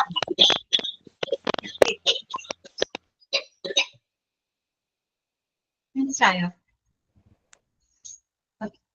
വേറെ എന്തെങ്കിലും ഡൗട്ട്സ് ഉണ്ടോ? ഓപ്പൺ യൂണിറ്റ് ക്ലോസ്ഡ് യൂണിറ്റ് നമ്മൾ അടുത്ത ക്ലാസ്സിൽ പറയുള്ളൂ കേട്ടോ. കാർഡിയാക് അറസ്റ്റ് എന്ന് പറഞ്ഞാൽ ഹൃദയാഘാതമാണ് രജിസ്റ്റർ. പിന്നെ എന്താണ് ഈ ഡൗട്ട്? ഞാൻ എത്ര പ്രാവശ്യം ഞാൻ റിപ്പീറ്റ് ചെയ്യുന്നുണ്ട്. കാർഡിയാക് അറസ്റ്റ് കേട്ടിട്ടില്ല, ഹാർട്ട് അറ്റാക്ക് എന്ന് പറയും കേട്ടോ. ഹൃദയാഘാതമാണ് ഉദ്ദേശിക്കുന്നത്. മനസ്സിലായില്ലേ നിങ്ങൾക്ക്? ഇന്നത്തെ ക്ലാസ് നമുക്ക് വൈൻഡ് ചെയ്യാം കേട്ടോ. വേറെ ഡൗട്ട്സ് ഒന്നുമില്ല. Okay thank you. മാമിന്റെ പേര്